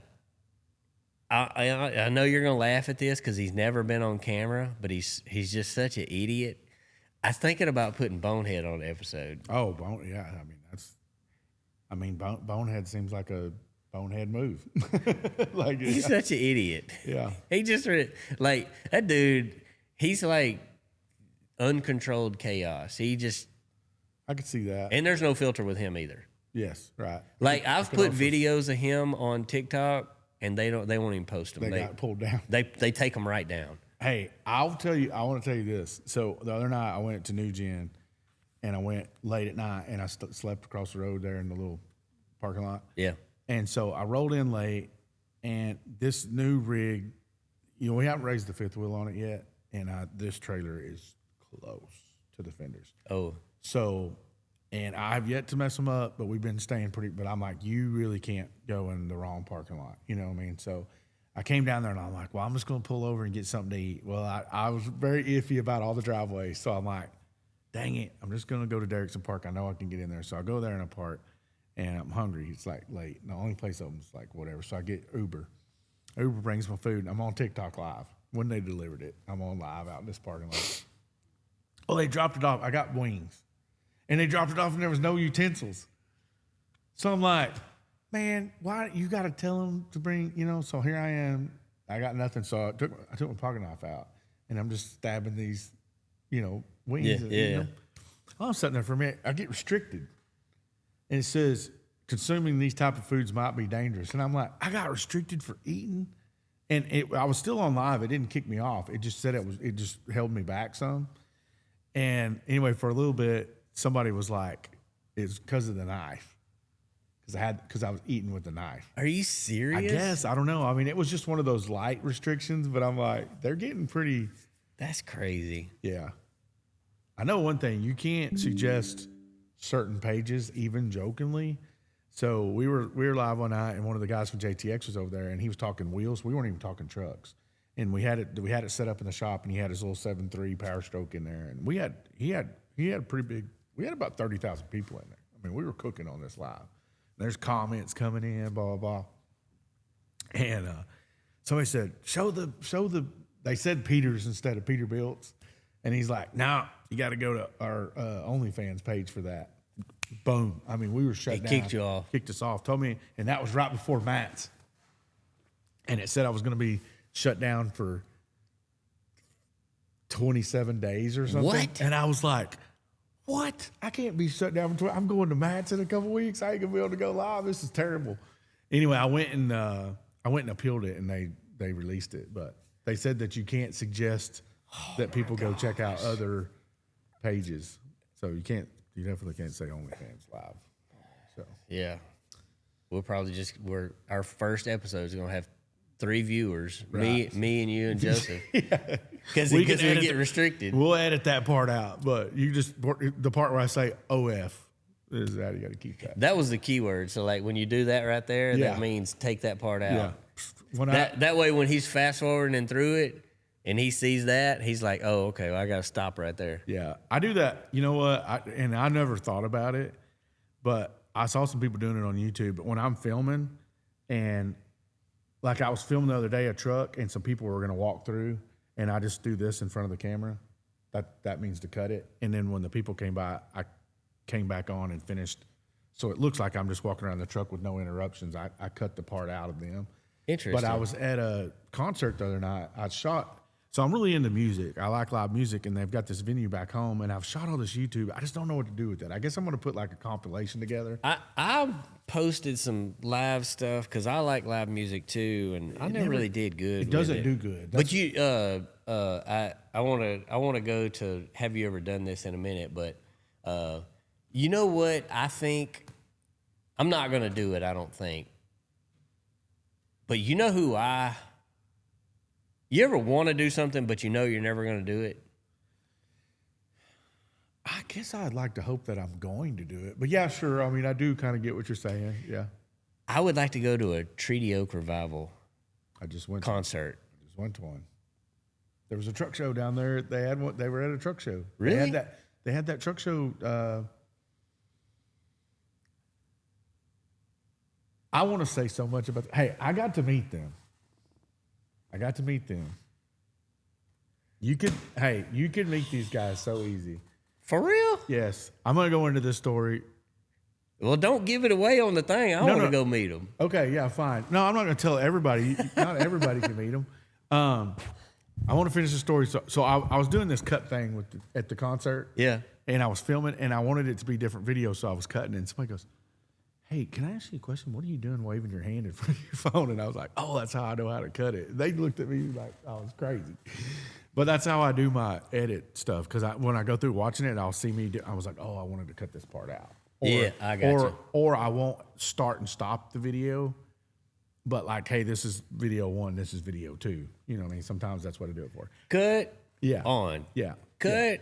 Yeah, on. just as if I see my hand in front of it, I know to cut that part out. Now, I have seen a few times where I forgot it at YouTube, and there was like some hand. Like, I'm going to start watching closer. I'm going to watch it closer now. I forgot to cut that out. I'm going to comment. But, yeah, no, so this girl I know who has connections to Horseback, which is where I'm from, she takes pictures for bands, and she did some stuff for Treaty Oak. So I haven't heard from her in a while. She moved to Colorado, and she texted me and said, hey, what are you doing? Can I call you? And I'm like, sure. So she calls me up. Her name's Jordan Alker. And she says, hey, been doing stuff with Treaty Oak. They need somebody to haul some loads. And I told them you were the guy. Well, and I said, okay, have them call me. And immediately I thought, I'm probably not the guy because, you know what I mean? Like, they're going to want cheap, like, just haul it there and back. And I was like, with our oil field stuff, we can't, you know what I mean? We can't shut a truck down and go do that. But anyway, I was talking, but maybe they're wanting to shoot a music video. Maybe they're wanting to do, you know, whatever. So I was like, we'll see what's about. So this guy calls me, and he says, man, I need these loads hot-shotted up and back. It was for their merch. He goes, we're selling so much merch now that we're having to do a load like every 2 weeks. And he said it's coming out of Sanger, going to wherever we are. Well, I immediately, as he's talking, I'm looking up their schedule, and I'm like, okay, they're in this part of the world, you know.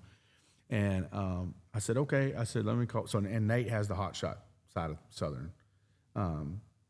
So I called Nate, and I'm like, Nate, what do we need to do on this? And he gave me some numbers, and he said, hey, man, just handle it, which I don't really like. Because I'm not. Yeah. But you know what I mean? I feel you on that. But he said, just tell him this much per mile and blah, blah, blah. So I call him up and say, hey, man, this much per mile, blah, blah, blah. And he's like, wow, that's really cheap. And I immediately to myself went, we're usually not cheap. That's not usually what people say, but I was like, okay, whatever. And he says, yeah, let me get you some other numbers. So then he calls me back and he's like, yeah, man. I said, I do need to know some stuff about the trailer and the weight and all that. So he calls me back and he's giving me these numbers and I'm like, you got a 50-foot bumper pull or gooseneck? And he's like, yep, that's what these guys been hauling. And then he gave me the weight and I was like, hey, man. Like, you gotta send me a picture of this trailer. Yeah, I was like, I don't. These numbers aren't right. And he's like, what do you mean? This what this guy's been doing? And I said, well, look, I mean, I know you've been hot shotting, but I said most people got a 3500. We got the 5500 Fords or Dodges or whatever those are. And I was like, I'm pretty sure whoever you were using before didn't have 5500s. I got 5500s. I can't even touch that weight. Like that's not even. So he said, well, you know, so-and-so actually handles that. Let me get him on the phone. So now I'm in this 3-way call. Yeah. Anyway, but what they were looking, it was a semi trailer, and they wanted to just, and he's like, well, we just want you to hot shot it up and back. I was like, oh, okay. I said, hey, listen, hot shots, that's a term. You're using it as a term. Not hot shots, not a vehicle. Yeah, hot shots are goosenecks. You know what I mean? I was like, anybody in the industry's like, no, we just want you to hot shot it up and back. And I was like, well, you need a semi. And so anyway, they needed it done like super fast. And I was like, well, man, the trucking side's way busier. Well, fast forward to this deal. It was the Cattle Country Fest in Gonzales, Texas. They just had it not too long ago. There was a truck show involved with it, and Trinity Oak was there. So I'm sitting there. All the trucks were parked at the show. There wasn't a bunch turnout. The weather was terrible. It ended up being it was a good show, but like it was. I saw it online. Yeah, it was they didn't have a very good road in there. Hey, listen, we got tore up coming out of there. Like it rained so much. But anyway, it was a good time. We're down there. Well, this truck pulls in beside me in Kenworth.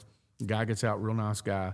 We're talking this, that, and other, and and he was like, "Yeah, I'm Trinity Oaks driver." So I guess they bought like 5 semis that are hauling the band equipment. No kidding. And they got somebody else running the merch stuff, but they're talking about getting like up to 10. And so anyway, next thing I know, I see him over there, and there's some guys over there, and somebody that was there was like, "I'm pretty sure that's Trinity Oak," and I'm like, "Oh, I want to go talk to him," so I go there. So it was some of the Trinity Oak band guys, and then like these guys, and I said, "I just talked to somebody on the phone." He's like, "Yeah, it was me." He was the third party that clicked. Oh, in. yeah. Anyway, so I got to meet him and talk to him, and they were friendly and everything. I mean, their show's good. I'm to me, like a lot of the country that they're calling Texas country right now is really like 90s rock. It kind of is to me, but hey, I like 90s rock. But I mean, like, I kind of feel like, and I actually heard somebody on a podcast the other day saying that you're going to see this area as the rock realm of Texas country, and I'm like, it is. It's that. Well, I mean, there's really not really any rock going on. That's true. That is true too. I mean, not like we had when we were growing up. Like we had rock and roll. Well, yes. They don't have like this whole generation. Like they're missing out. You and I could sit here and talk about bands that these guys. Number one, they're gonna have to Google it, and back then they didn't even have Google. But right. Like, you could say like Soundgarden, Live, 9 Inch Nails. Yeah. You could go through all these, and you get down to like Green Day, and they're like, "Oh yeah, I've heard of them." Right. Okay. Well, there was so much rock and roll when we were growing up that this whole generation they just have no earthly idea what they missed out on. And see, what's funny about that? I just had a conversation with a guy today about Chris Cornell bands. Audio Slave, Soundgarden. Anyway, but I was like, "Hey, I missed out on all that." Now, and they're like, "No, that was right in your era." I said, "I know, but I was a hair band guy. So when Pearl Jam came in and it killed it all, the Seattle grunge killed it all, I was mad. I was like, I ain't listening to those guys." It wasn't until way later because I heard them. They were on the radio, obviously, but I went back a couple years ago and was like, I'm going to go listen to all this stuff I didn't listen to. I'm like, I missed out on some pretty good music. Yeah. I do feel like, though, I'm curious your opinion on this. I do feel like, though, that TikTok and people using the sound bites to these reels has brought a lot of that. Yeah, 100%. I mean, like it brings it back from the dead. I mean, you think there's so many artists right now that kind of in any genre, probably country less, but like rock and roll, certainly rap. Yeah, and I mean, you get a guy little Boosie that had some really, really good music back in the day, and I was a Boosie fan way back when. And then TikTok rolls around, and then he starts these 30-second videos, and man, he's hot again, Right. For a couple years now. Yeah. And the one that, like, I was always into all the hair bands. I was into Whitesnake, but like Whitesnake had some stuff that was like considered B-side tracks. They were good, but they've been using. There's one I can't think of the name of it now. But anyway, it's like they're using it as a track, and I know why, because it's a slow. It's really easy to time it with any video. Yeah. That's why people are using it so much. But yeah, it literally just all this stuff's just popping back up. You know, I just said the other night, I'm kind of a big David Allenco fan. People love him, hate him, you know, but when the night he passed away, I was like, y'all people can say whatever you want to about David Allenco, whether you like him or not, but I was like, he's fixing to go to the next level, because I was like, everybody's going to be using his clips for the next. Yeah. I said, just watch the next year. Yeah. And there'll be all these tunes. You'll be singing them within a year. You'll know all the words to them, and you never even knew who he was. Yeah. Never knew who he was. Yeah. Yeah. So let's say, have you ever Gosh, this pulling a low boy? Oh, And I might, we might do a have you ever for every single guest, but you're going to be the first one. great. Have you ever, and then you have to say how many times you did it, and you can't say 0 because I'm going to say you're lying. Have you ever drove off with all your airlines still hooked to the gooseneck when you detached? I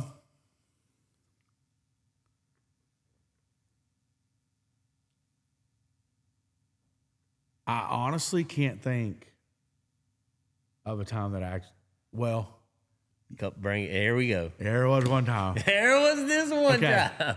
Hey, well, hold on. I feel like I always get these questions. I got to answer them with a question. Hey, are we talking about the neck or just the? So here's what I'm going to say. I honestly don't think I ever have with the neck, but I've seen it happen a lot, and it can happen super easy. I've almost done it several times. I think I did it one time, and they actually popped loose and didn't break them. But the guy that trained Derek that trained me, he was like, "Hey man, you know the little arm?"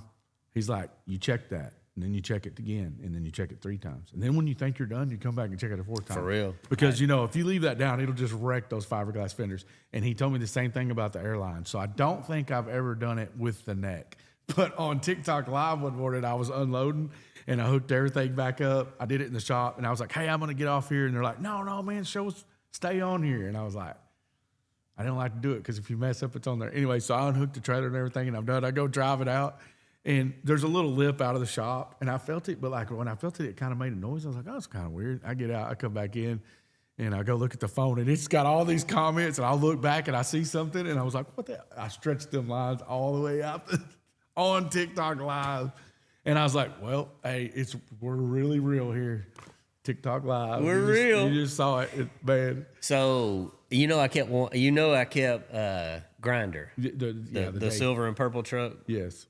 winch truck, and I kept one Globe trailer, and so I moved my own stuff, and I bought some cool toys, and I'm building a arena down the hill down here, practice pad is what I'm calling it, because on my spread right here, I don't have anything level because we live like it is a little it's a little hilly, sloped. It's got some we're slope pretty to it. sloped, Yeah. and so I was squeezing out as much property as I could squeeze out for an arena, but it ain't big enough to be an arena. I call it a practice pad. Well, anyways, we did our base. Shout out to my boy Drew Discount, who told me how to test the dirt, and he spent a decent amount of time with me over the phone, helping me. He's solid. Yeah, Drew's solid. Well, that's what he does for a living. Yes. For money, but being that we're states away, he's trying to make sure I don't, waste my time and my money. And So anyways, I needed to pack my clay because that's my base layer. We're up to grade. We're right where we want it. So I'm like, a buddy of mine, Billy Henderson down the road down here, he's got a construction company. He does all kind of construction stuff. He does mulching and, stuff like that. Well, he's got a smooth drum roller.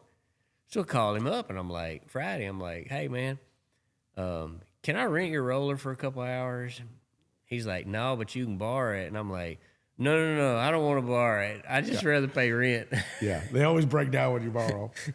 So he's like, no, I'll just go get it. It's on a job. Out on 95 out there. He sent me a pin drop. And he said, I'll tell you what. He said, I need 3 loads of clay. Can I get 3 loads of clay from your dirt pit out here? I'm like, excellent trade. Excellent trade. So I go out Saturday morning. This is not the have you ever yet. It's close. So he sends me a pin drop. He doesn't have a CDL, I assume.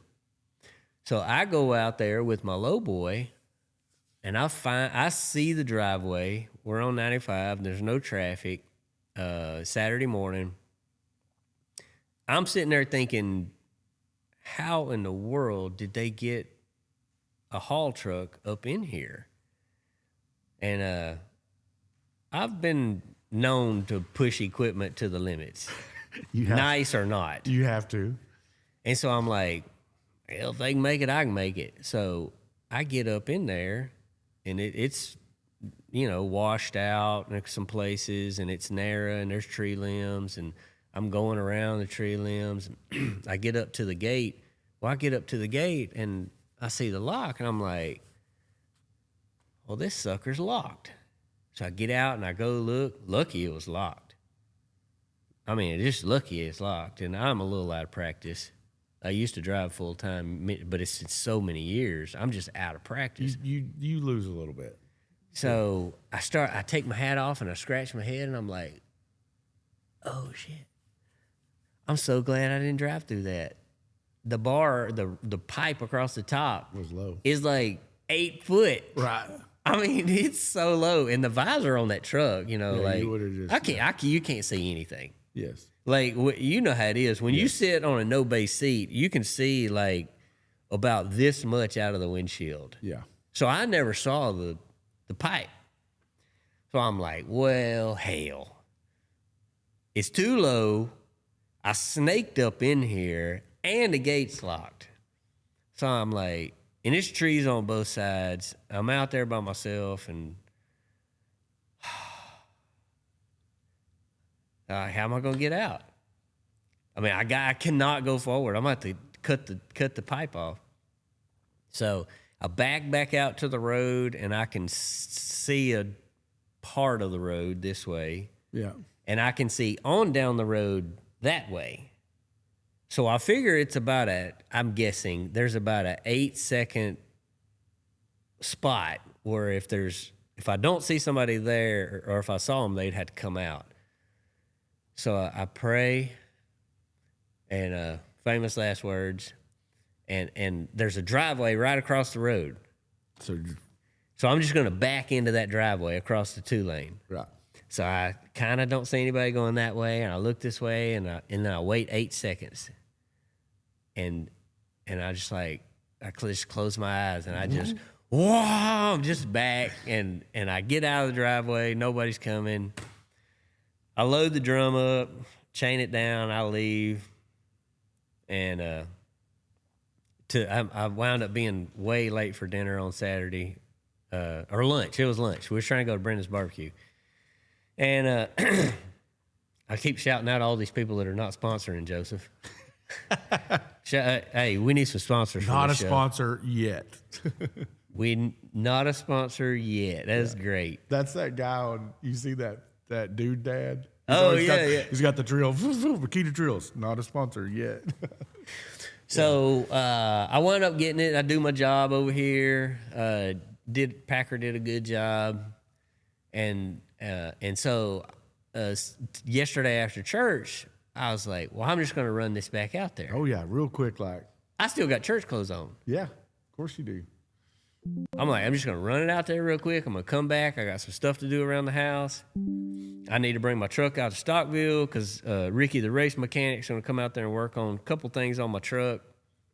And so I get out there, and I decide that the best thing, so I don't have to back, so lucky that I didn't get hit yesterday or Saturday.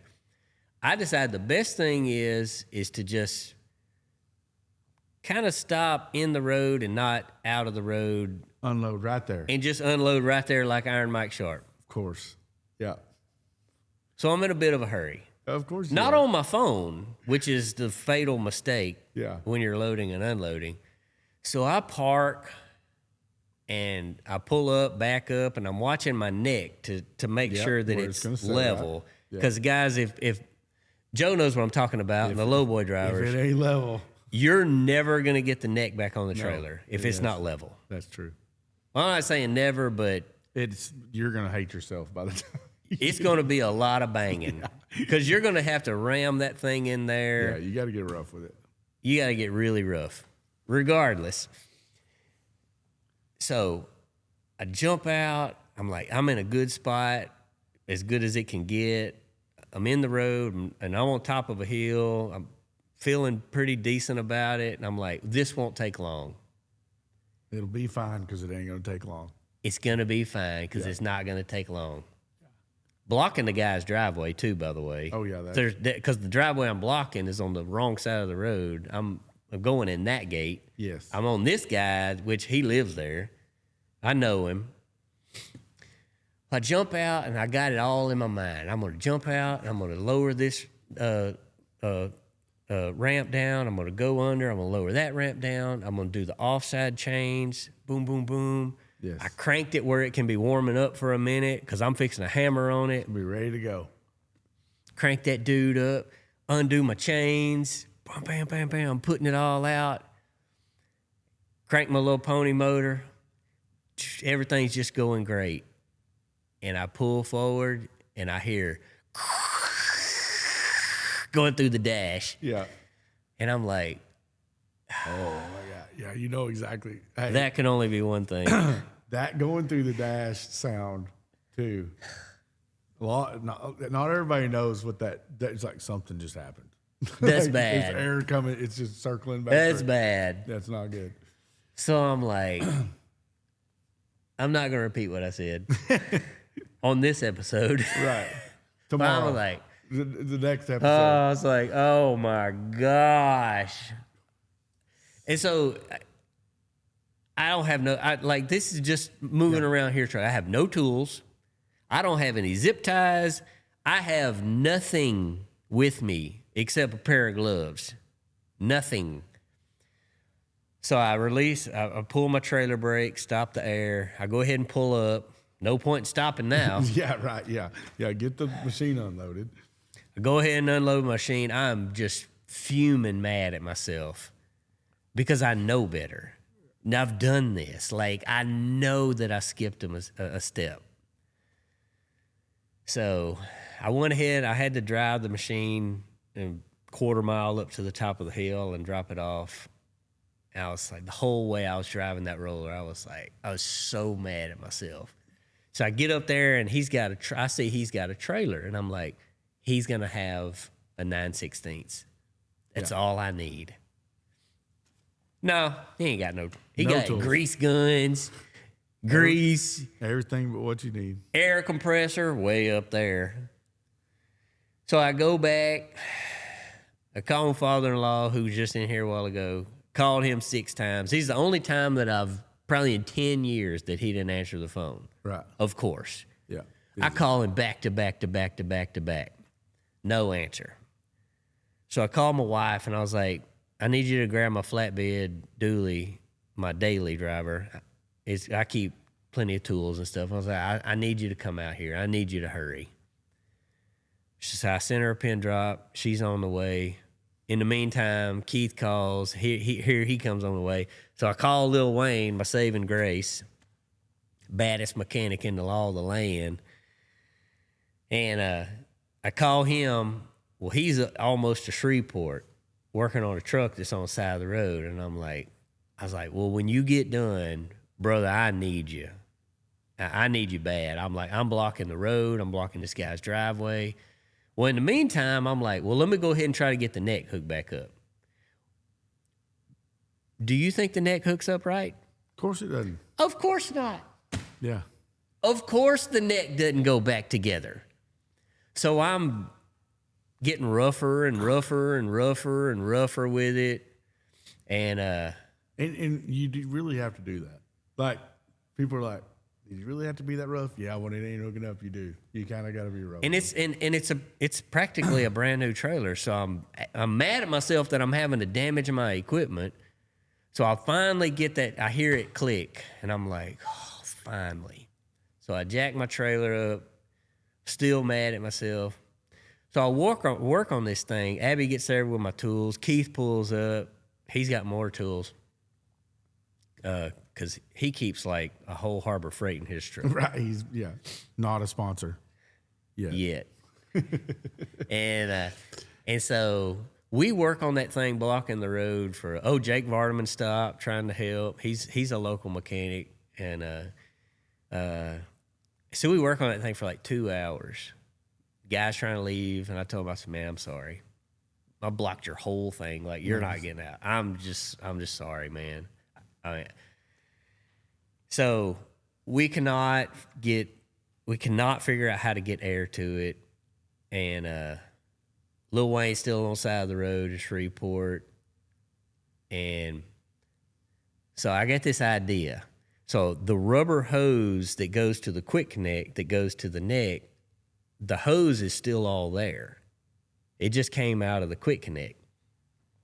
So I take my blue line off of my truck, and I glad hand it to the red line, skip the neck, right, stretch it out. I chop the end of the blue line off, the side that connects to the truck. I chop it off, and I take my rubber line and I cut a slit into the line, because the rubber line is not much bigger than the blue line. Right. Yeah. So I slit it. And then I went down further and I half slit. I cut it all the way into, and then I just gave it a relief. And I greased the line up, and I shoved that. And it took 15, 20 minutes of pushing. I finally got that blue line in there, 1/4 inch maybe. Yeah. Maybe 1/4 inch. Then I took zip ties and I zip tied it all together. I shot air to that sucker, and it held. And I was like, thank you, Lord. And so just that little bit of time, I backed all the brakes off, and I was like, oh, my Lord. Yeah.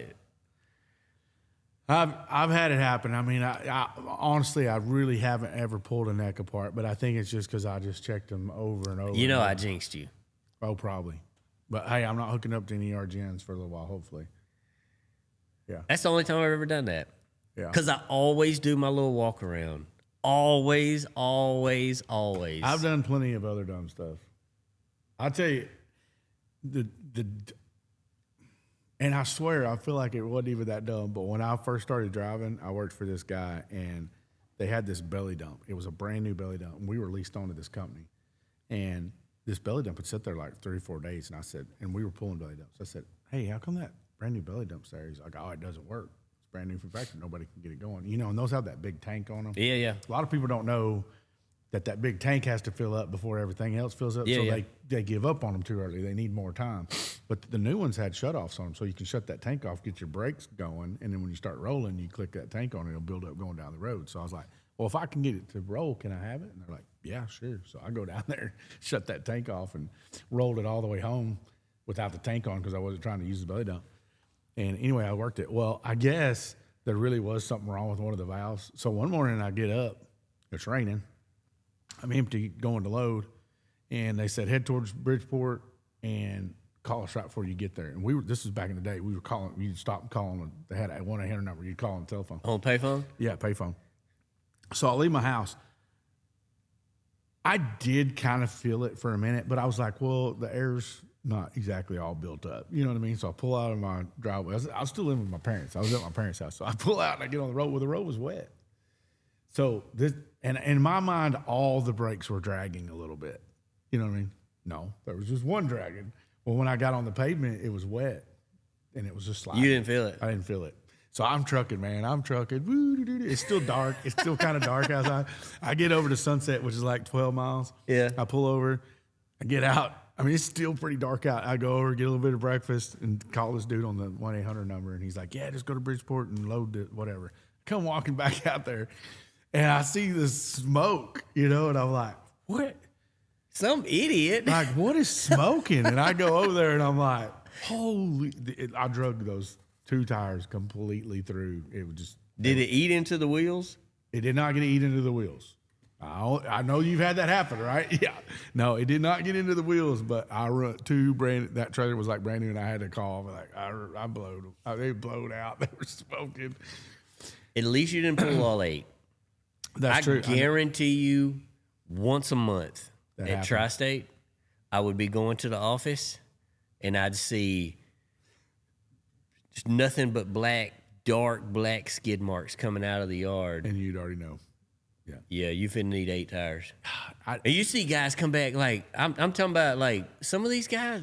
We had some great guys, but out of 100, you're gonna have 1. Oh yeah, for sure. And it's like, did you not feel like when you went to shift gears and the truck stopped? Yeah. Did you not think something was wrong?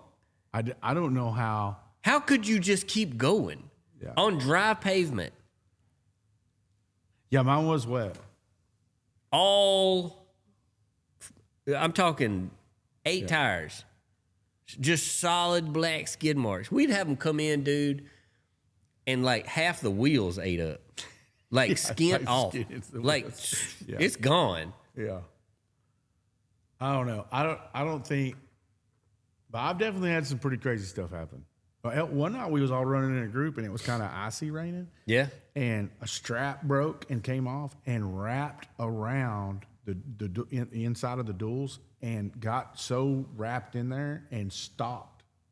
Really? That strap was that strong? The strap was that strong. It was melted into the wheels. We had to like take a knife and cut it out of there. Anyway, it got melted in there, and it just stopped the deals, and it drug the tires too.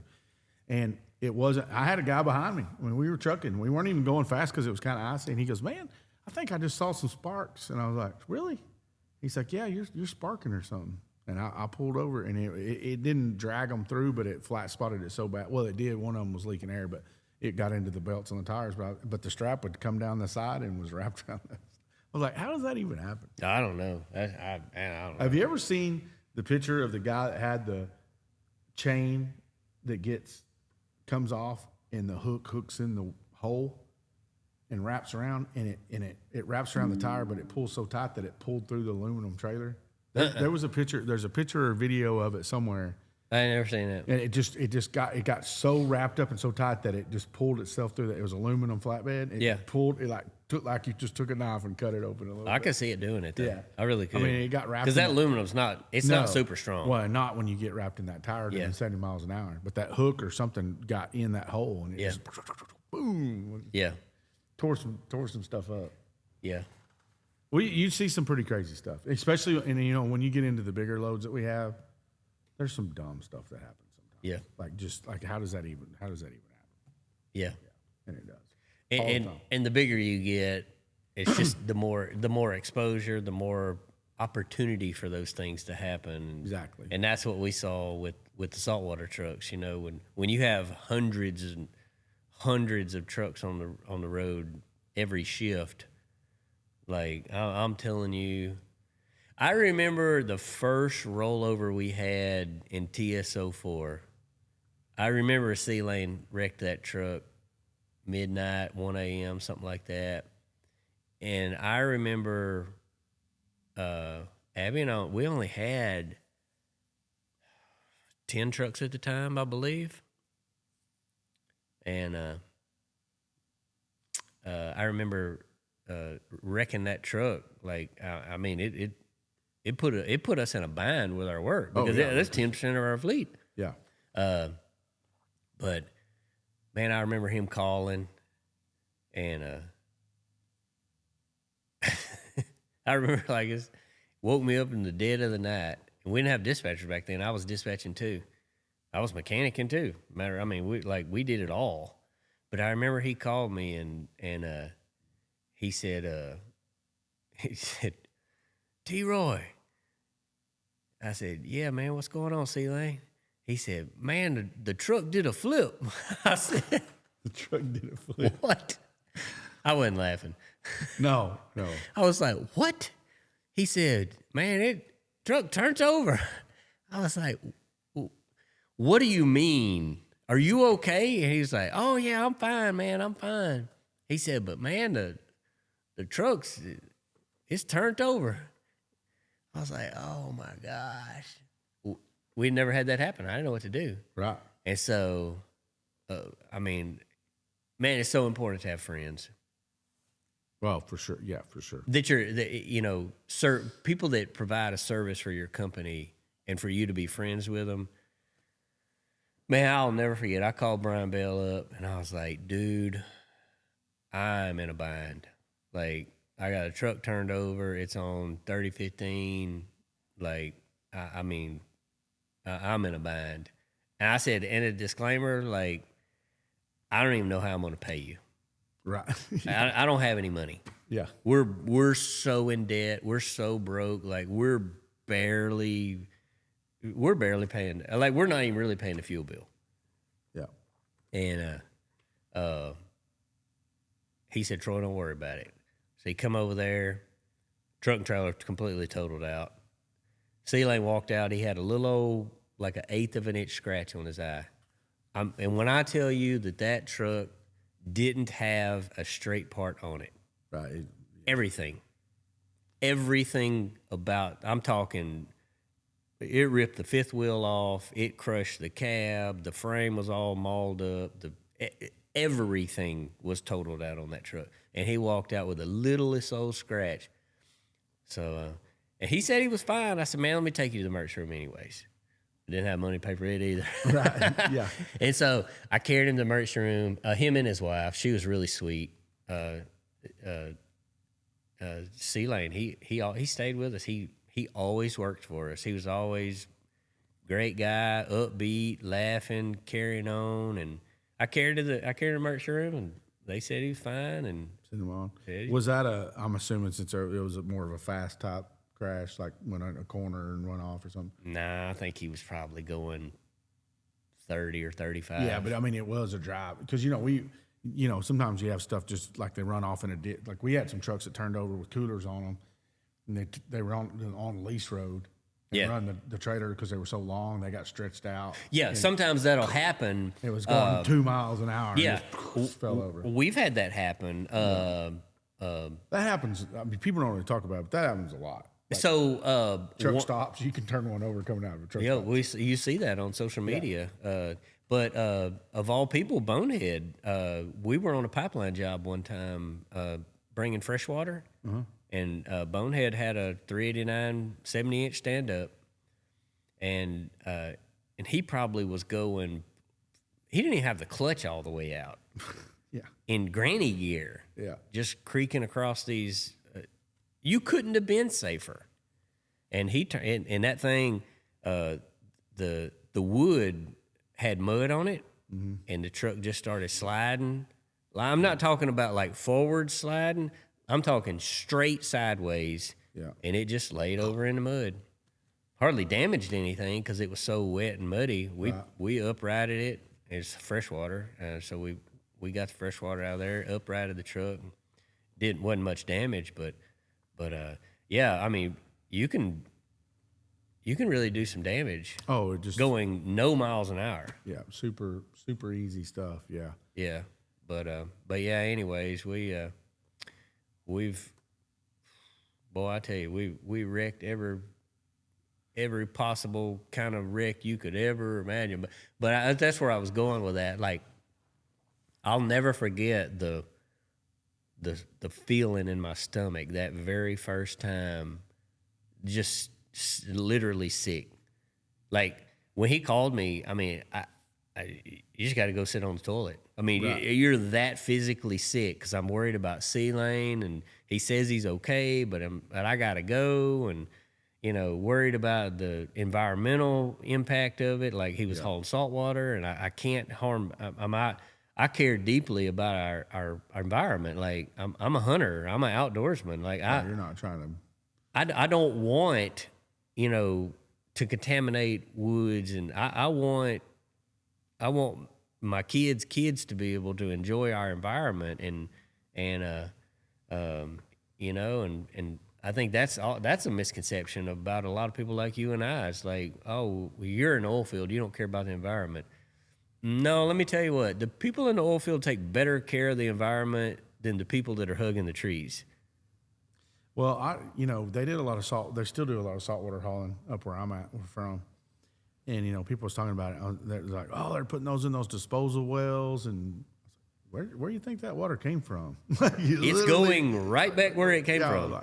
There were some people that sued one of the disposal companies because, they were like up the hill, and they're like, well, y'all are putting that stuff in the ground, and it's going to end up on us. And I'm like, no, it's going it's already on the 6,000 foot under the ground. It's going a mile. Those guys ended up winning it, but it was a case that went on for a long time. Yeah, man, that's crazy. But yeah, I think you've seen it, and I think probably you would allude to, like, now you get that call, you've dealt with it so much, it's just like, stuff that happens. Even when we've been a bumper on a show truck or something, I just immediately call the boys, hey, guys, here's what happened. Yeah. Most of the time it's the dumbest thing ever that happens. It's not, it's usually not anything crazy, but I'll just call and tell them. They're like, how do you call and tell them you wrecked a tow truck? I was like, how many people's called and told them they wrecked like millions, like. Yeah. And I'm sure the twins are the same way, in that what I always told my guys, dispatch included, if you need to call me, I want you to call me. But I don't want to hear hesitation at 2 a.m. I don't want to hear, I'm talking about, I probably would let somebody go if they said I have bad news. Because I don't want to hear I have bad news. What I want to hear is, we had an accident, the driver's okay. Right, yeah. We didn't spill any salt water. Wrecker trucks are on the way. Yeah. I want to know about the people. And I want to, and not just my people, but if other people are involved, I want to know that they're okay. I don't want anybody hurt. Yeah. And that's the list of, I want to know we had something, no one's hurt. Then I ask, well, was anybody else involved? And okay, well, what about the environment? What, was he empty? Was he loaded? Do you have trucks out there? Do you have trucks on the way? We had a lot of trucks on the road, so you had to be organized. And so you had to have this cheat sheet of saying, okay, here's what you ask. Here's the pictures you take. Here's the trucks that you send. Right. If you need pressure washers, here's who you call. If you need roustabout men with shovels and things like, here's who you call. And you need, like, before the state trooper gets there, or before the state of Louisiana gets there, you want these people. I want to have crews on location, and I want this mitigated right now. Yeah. Before it turns into a situation. If you just seem like, hey, we're on top of this, we got all this coming. I'll tell you this: everybody in the world says the LDEQ was the worst people ever to deal with. Louisiana Department of Environmental Quality. Not my experience. They were the most respectful, easiest to get along with people. Because by the time they got there, I already had dump trucks there. I already had skid steers there. We were digging. Right. We had already called 811, emergency. There was no contamination because we already picked it up. And they would say, well, I need to do a soil test or blah, blah, blah. Well, you test whatever you want. But the contaminated soil is in that dump truck right there. Right, exactly. And later, as time went on, as they saw us, they're like, oh, yeah, we're okay. Yeah, they got it. And so that's why I tell people all the time, you did it, own it, fix it. Yeah. Let's get it fixed. Don't pretend like, oh, well, maybe somebody's not going to notice. No, when everything's dead out there, they're going to notice. Right. Yeah, exactly. And they're going to go back to the crash report and say, well, so-and-so had a crash here, 60 days ago, and that's why all the pine trees are dead. Right. Yeah, for sure. I know that, so we were at No Coast Large Cars, and it was the last day. So it's probably Sunday, which would have been Labor Day, I guess, usually, or rolling into Monday, Labor Day. And there was a couple purple trucks there, and Gundy shooting pictures. Yeah. And he comes over and he's like, Joe, there's a purple truck over there, and you got the purple truck. If we nose those up, it's fixing to be the golden hour. You got to get that truck. You got to get this truck moved over here right now. We'll take this. It's going to be a really badass picture. And I'm like, okay, yeah, cool.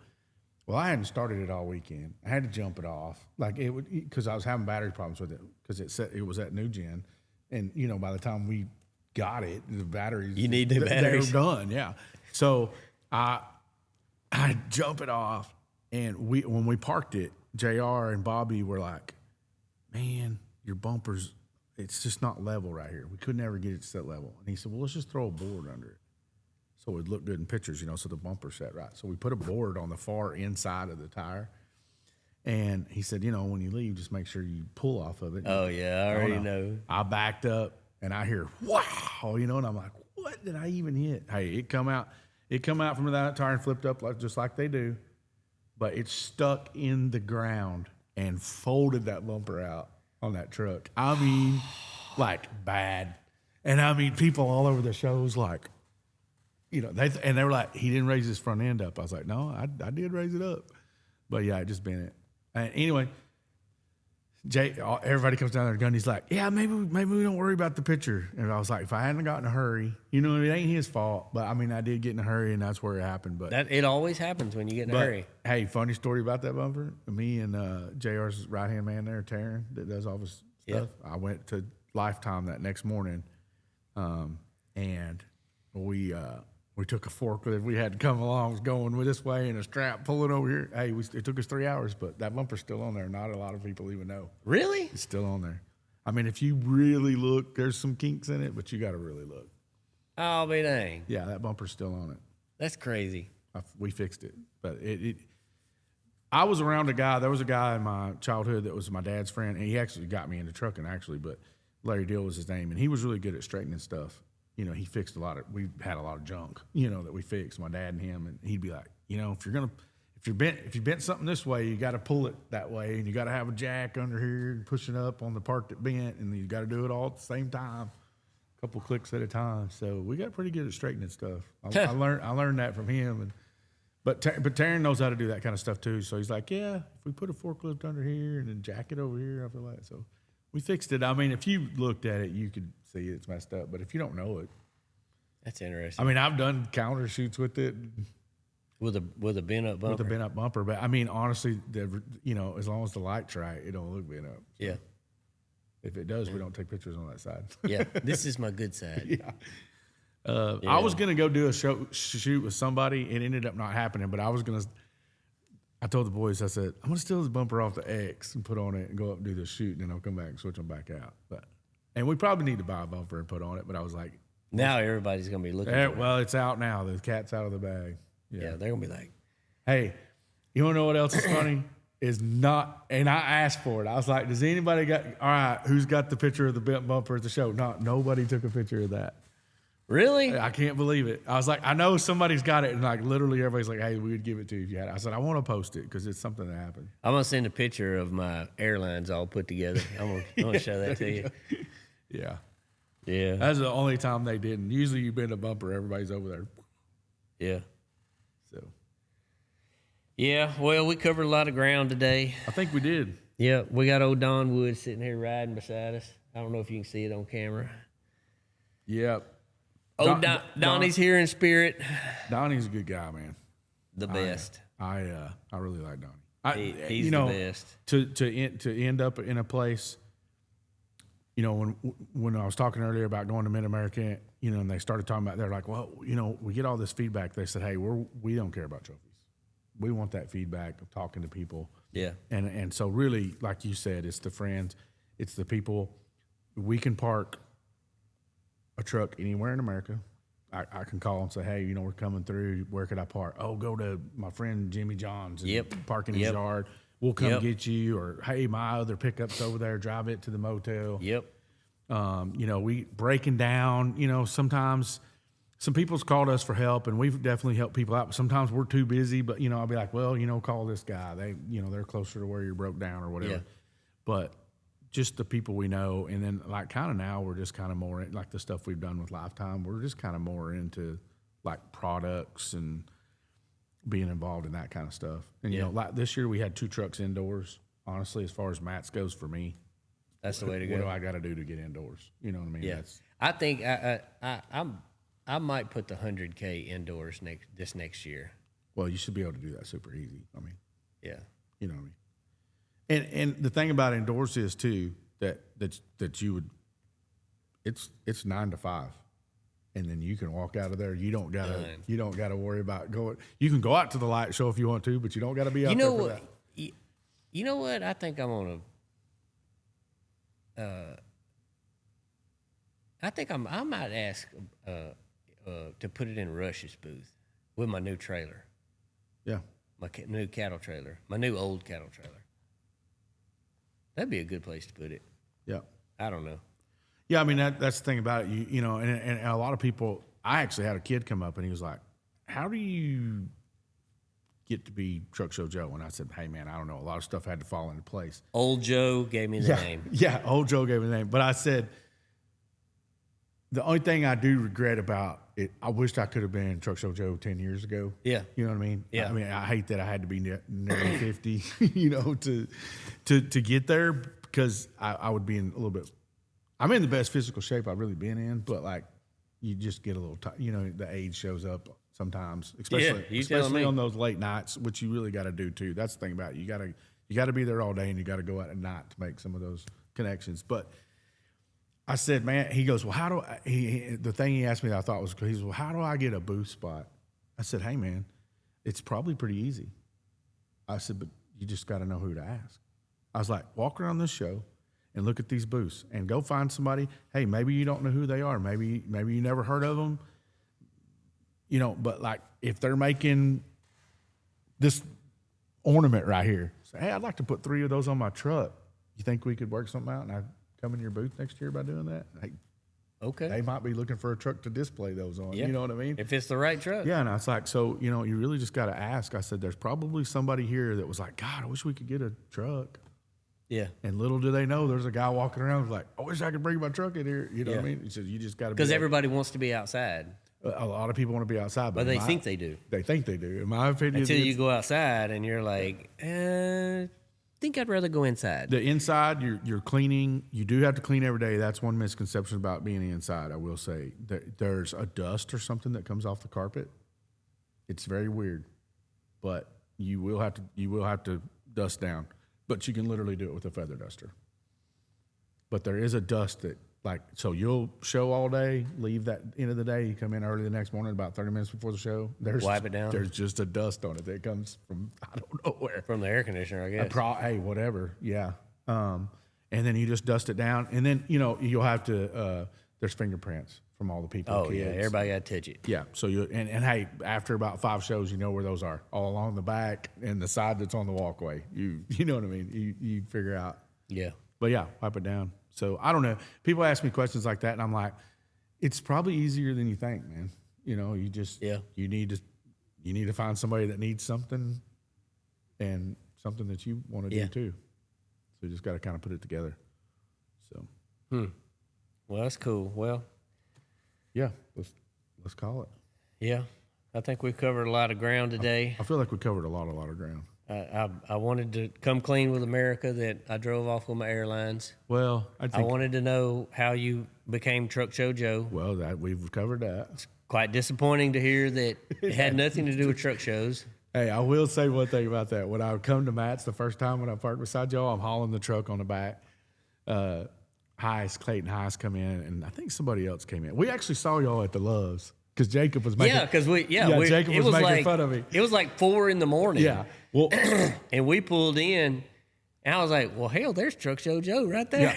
So we're driving, and Clayton's like, "We're on CB, I think. Maybe he doesn't have a CB. I don't know. We were on the phone or whatever, and he's like, "Hey, man, so what's the move up here?" And I was like, I don't know. And he was like, what do you mean you don't know? You're Truck Show Joe. I was like, yeah, but I've never been. I've never been here. And so he said, well, can we get in? I said, I don't know if the gate's open. I don't know anything. That's why we stopped at that truck stop, because I was like, well, I don't really want to drive all the way up in there and not be able to get around. Now I know that you could get in any time, but Yeah. I was driving my motor home and the guys were following and man, I'm talking about you drove buses. Yeah. So you like I'm telling you that sucker's tongue was hanging out. Yeah. I mean, we were Stroking it. we were strolling. Yeah. And I come back and we had a well, this is my third one, but I have 4 Travels. I got a brand new one now. But that one was like a 22 model. It has the same engine, the X15 605. And so you're weighing like 54,000 Yeah, that's about right. and maybe a little bit more with all the tanks full, water and everything. I think we were 58. He might be 58. I think that's where we were at with the tanks full. Dude, let me tell you what. When you get that thing, and it'll take off pretty fast, but when you get that thing lined out, like it will stroll. Yeah, they run. It will get on down the road. And Bonehead was trying to keep up with me with dust in the wind, but it was speed limited, and I was like, sorry. Yeah, too bad, so sad. You can't keep up. Yeah.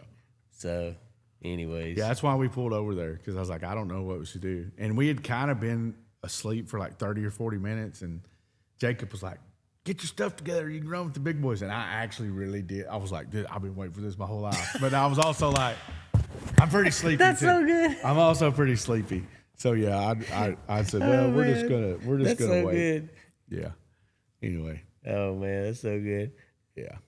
Well, anyways, I really appreciate you coming down and being on the show. I know we completely unscripted. And that's the way I was hoping it would be, and just sitting on here talking about a bunch of nonsense. I'd rather do it that way myself. Yeah. I feel like. I don't know if it works for every guest. Right. Well, yeah. I feel like with some of them, I'm going to have to come up with questions to keep them going. But the benefit of you and why I was really hoping you would come on first is because you've been on camera a bunch. So you're comfortable on there. You just get on here and just talk and, you know. Yeah, I've done quite a bit of camera stuff now, especially now. But it's never really bothered me. Yeah. I don't know. It's like I don't really get nervous about it that much. I definitely go back and watch them and I'm like, what an idiot. Why did I do say that all the time. Why did I say that? I'm like, why did I say that? Yeah. Why didn't we bleep that out? Why didn't we cut that? I don't know. That was dumb. Yeah. And people say, do you watch yourself? I was like, I feel like you really should go see. Like, so I watch them. I'm not going to watch the whole thing because this is way over 2 hours. But I'm not going to watch the whole thing. But roll through. I'll roll through it and watch certain sections, and I try to learn from it. Yeah. And then I read the comments and I pay attention to them because there's a bunch of bullcrap comments, and I laugh at those. Sometimes I comment back. But then some of the comments are constructive, and you're like, okay, well, I could have done this different, or because if I'm going to spend the time doing it, and if Joseph's going to come up here and spend his time, and then he's got to edit and he's got to do all this stuff. Well, I mean, we might as well do a good job. Yeah, I'm with you. So my YouTube's the same way. And a guy came on and he's like, "Man, your sound's just so all over the place," and I never noticed that. I mean, it doesn't really seem. No, like you that. don't know. So it doesn't really seem like that on my end. But then I was like, "Oh yeah, this music's so loud." Now, it starts off at 100, I think, the volume levels. But, like, I'm in the 25 to 30 range with my voice now. And then the tracks are at, like, 4, the soundtracks. They need to be that much quieter. Because you'll be rocking through, like, yeah, guys, we're out here and stuff. And then you show a scene, and then the music's like, yeah. So I was like, I spend so much time editing those YouTubes. I really hope that I could make money off YouTube because, I mean, honestly, for the time I spend in doing it. What's your YouTube channel? It's Joe Eldridge something, but hey, if you just search Truck Show Joe, it comes up right. Okay, Truck Show Joe. Yeah, I mean, all the socials pretty much are that. Just Truck Show Joe. Truck Show Joe. There's a couple I had to leave as Joe Eldridge, but if you search Truck Show Joe, it's going to pop up. Yeah. Yeah. So. Yeah. And it's like I don't care if I get paid on TikTok, but I am. It's like you said. For a while there, I was going live a lot. It was like I put in like many hours into it. It'd be nice. $7. Yeah, when you figure it up, it's like I just go into it knowing I'm just doing it for fun. It's fun. I mean, I literally am only doing it for fun. I like, in my mind, I like to think that the followers matter, because someday I might start a business and it would be great if I had 100,000 followers that would maybe buy that. You know, like if you cut it in half, you got 50,000 customers, maybe. Maybe. That's kind of the way I've always thought about it. But I'm really consumed. I don't know about that. I'm really consumed with daily. Like when I post a video, I want to see what it does that day. Like how many views can it get in a day? I don't know why my head's stuck on that, but like, you know, I want it to do 10,000 in so for a while I was posting at 12:01 because you had the whole 24 hours for it to do numbers. But then I was like, I'm kind of tired of getting up at midnight. I'll just. I've never went that far with it. See, I do. I put like on my, so not YouTube, because back when I was doing my own YouTubes, I would edit myself, and but what I found was even on YouTube, especially social media, the ones that you spend the least time on, Oh yeah, the dumbest content, 100%. will just through the roof. So many views. Like one of my best YouTubes ever was me walking around a black Kenworth right outside these doors right here, and I had my phone turned the wrong way. And everybody commented, "You got your phone turned the wrong way. You got your phone turned the wrong way." And I just did my walk around the truck, and it was just, and the truck wasn't even that special. Right. It was Wild Child before it was Wild Child. Right. Truck was not even that special. And man, that thing got so many views, and I'm like, how can I do that again? Yeah. No, Because if I'm gonna do it, like I'm driven. If I'm gonna do it, I want to do a good job. I want to be the best. Yeah. You know, I'm a winner. I want to be the best of whatever it is I'm doing. And that's why it's so hard for me with the horses, because man, the horse can only do so much. Yeah. No, it takes both. You got to do your part. Yeah. And like you have to know what to do. And the only way you can do it is through experience. Yeah. Getting in there, doing it, learning, and I, you know, I go right. I went to Clinton's place, went up there, rode horses with him, and which he doesn't train people anymore because he said he doesn't have the patience. But I went up there, we're riding around, and he said, "Troy, I'm saying this with the most sincerity. You were quite possibly the worst horseback rider I've ever seen. You're horrible." Right. And I'm like, I'm on, aren't I? Yeah. I said, "Why don't you go over there and ride and you just leave me alone?" He said, "Because I'm worried about you." your safety. Yeah. Well, I mean, he was honest. I like to think that he was just joking, He could have been. but he's not really a joker. He's not a joker. No, he's pretty serious. Yeah. You know, we shoot those rollers with the JTX camera guys, and you know, we talk about it, and you know, I send them videos like, "Hey, I saw these people shooting these videos, and like, in my opinion, there was too much shadow." You know what I mean? Like, we need to shoot it at this time, and we need to shoot it a little further away. So in my opinion, they're perfect. They're like perfect rollers. Yeah. They don't do good. You know what I mean? They just like, and I'm like, golly, man. Like, Yeah. why didn't that do millions of views? I posted a video of us when I got that gray truck. We put the JTX wheels on it. I backed them out of the shop. It did like 8 million views the other day, and that's like the 4th time I posted it, and it did good. It did 8 million something views right now, and those rollers, I mean, they might have done 500,000, which is great. I mean, don't get me wrong, but when you look at it, it's like that picture that one of the mechanics filmed me back in that truck out, and he ended That's the best one. He ended it like terrible. Did 8 million. Yeah. So Yeah. it's like, it's exactly what you're saying. Like, you can spend the most time and the most planning, production, all that stuff, and just Yeah. And it's just no return on the whatever. investment. Yeah. Yeah. It's kind of like, yeah, okay. I feel like that. I told somebody the other day, I said, I feel like that 10 years from now, maybe somebody comes back across these and like, oh my God, look at this. You know, when we first got into Instagram, me and my buddy were so like, just taken up by it, and we're like, can you believe that somebody lived that? You know, there'd be a badass Corvette or something like there was somebody was driving that, parked it there, and got to film that. You know, and now I look back and I'm like, I'm actually doing that, but it's just not getting as much. I wish it got. If you're going to put the time in it, you wish that that many people would see it. Yeah, I'm with you. But yeah, we're going to keep talking for 4 hours if we don't just walk out. All right, we're ending it. Okay, we're done. We're ending it. Bye, Joseph. Yeah, we got to go. See you later. Listen, thank y'all for tuning in. It's not likely that we have more than 2 people still on after this. We've been on 3 hours now. But to the 2 people that are still watching, shout out to y'all. Yeah.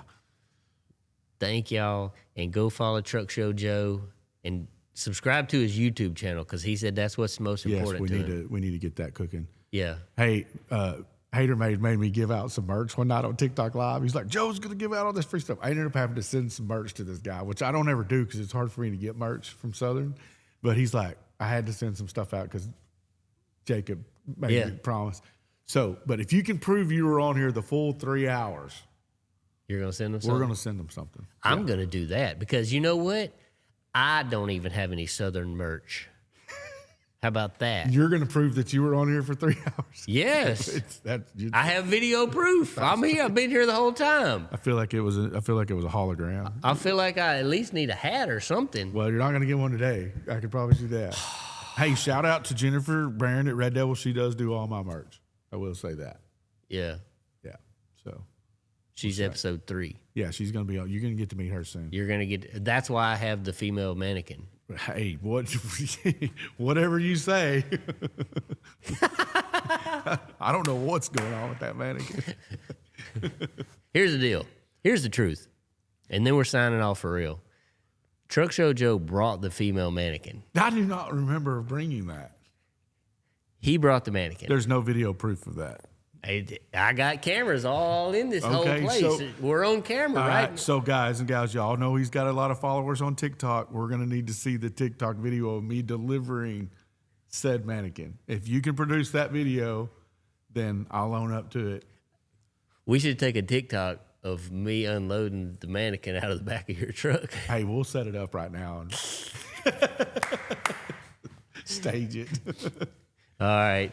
Yeah. Thank you guys for tuning in. Episode 31 after a long episode 1 of 31 after 3 years of being off the air, and we're back on. Back on. I'm glad I got to come on here. Yep. All right. Thank you for coming down. Hey, thanks for having me. If I had a clapping button, I'd hit the clapping right now. The crowd goes wild. Joseph's going to get us a clapping button. All right. Thank you, guys. See y'all, guys.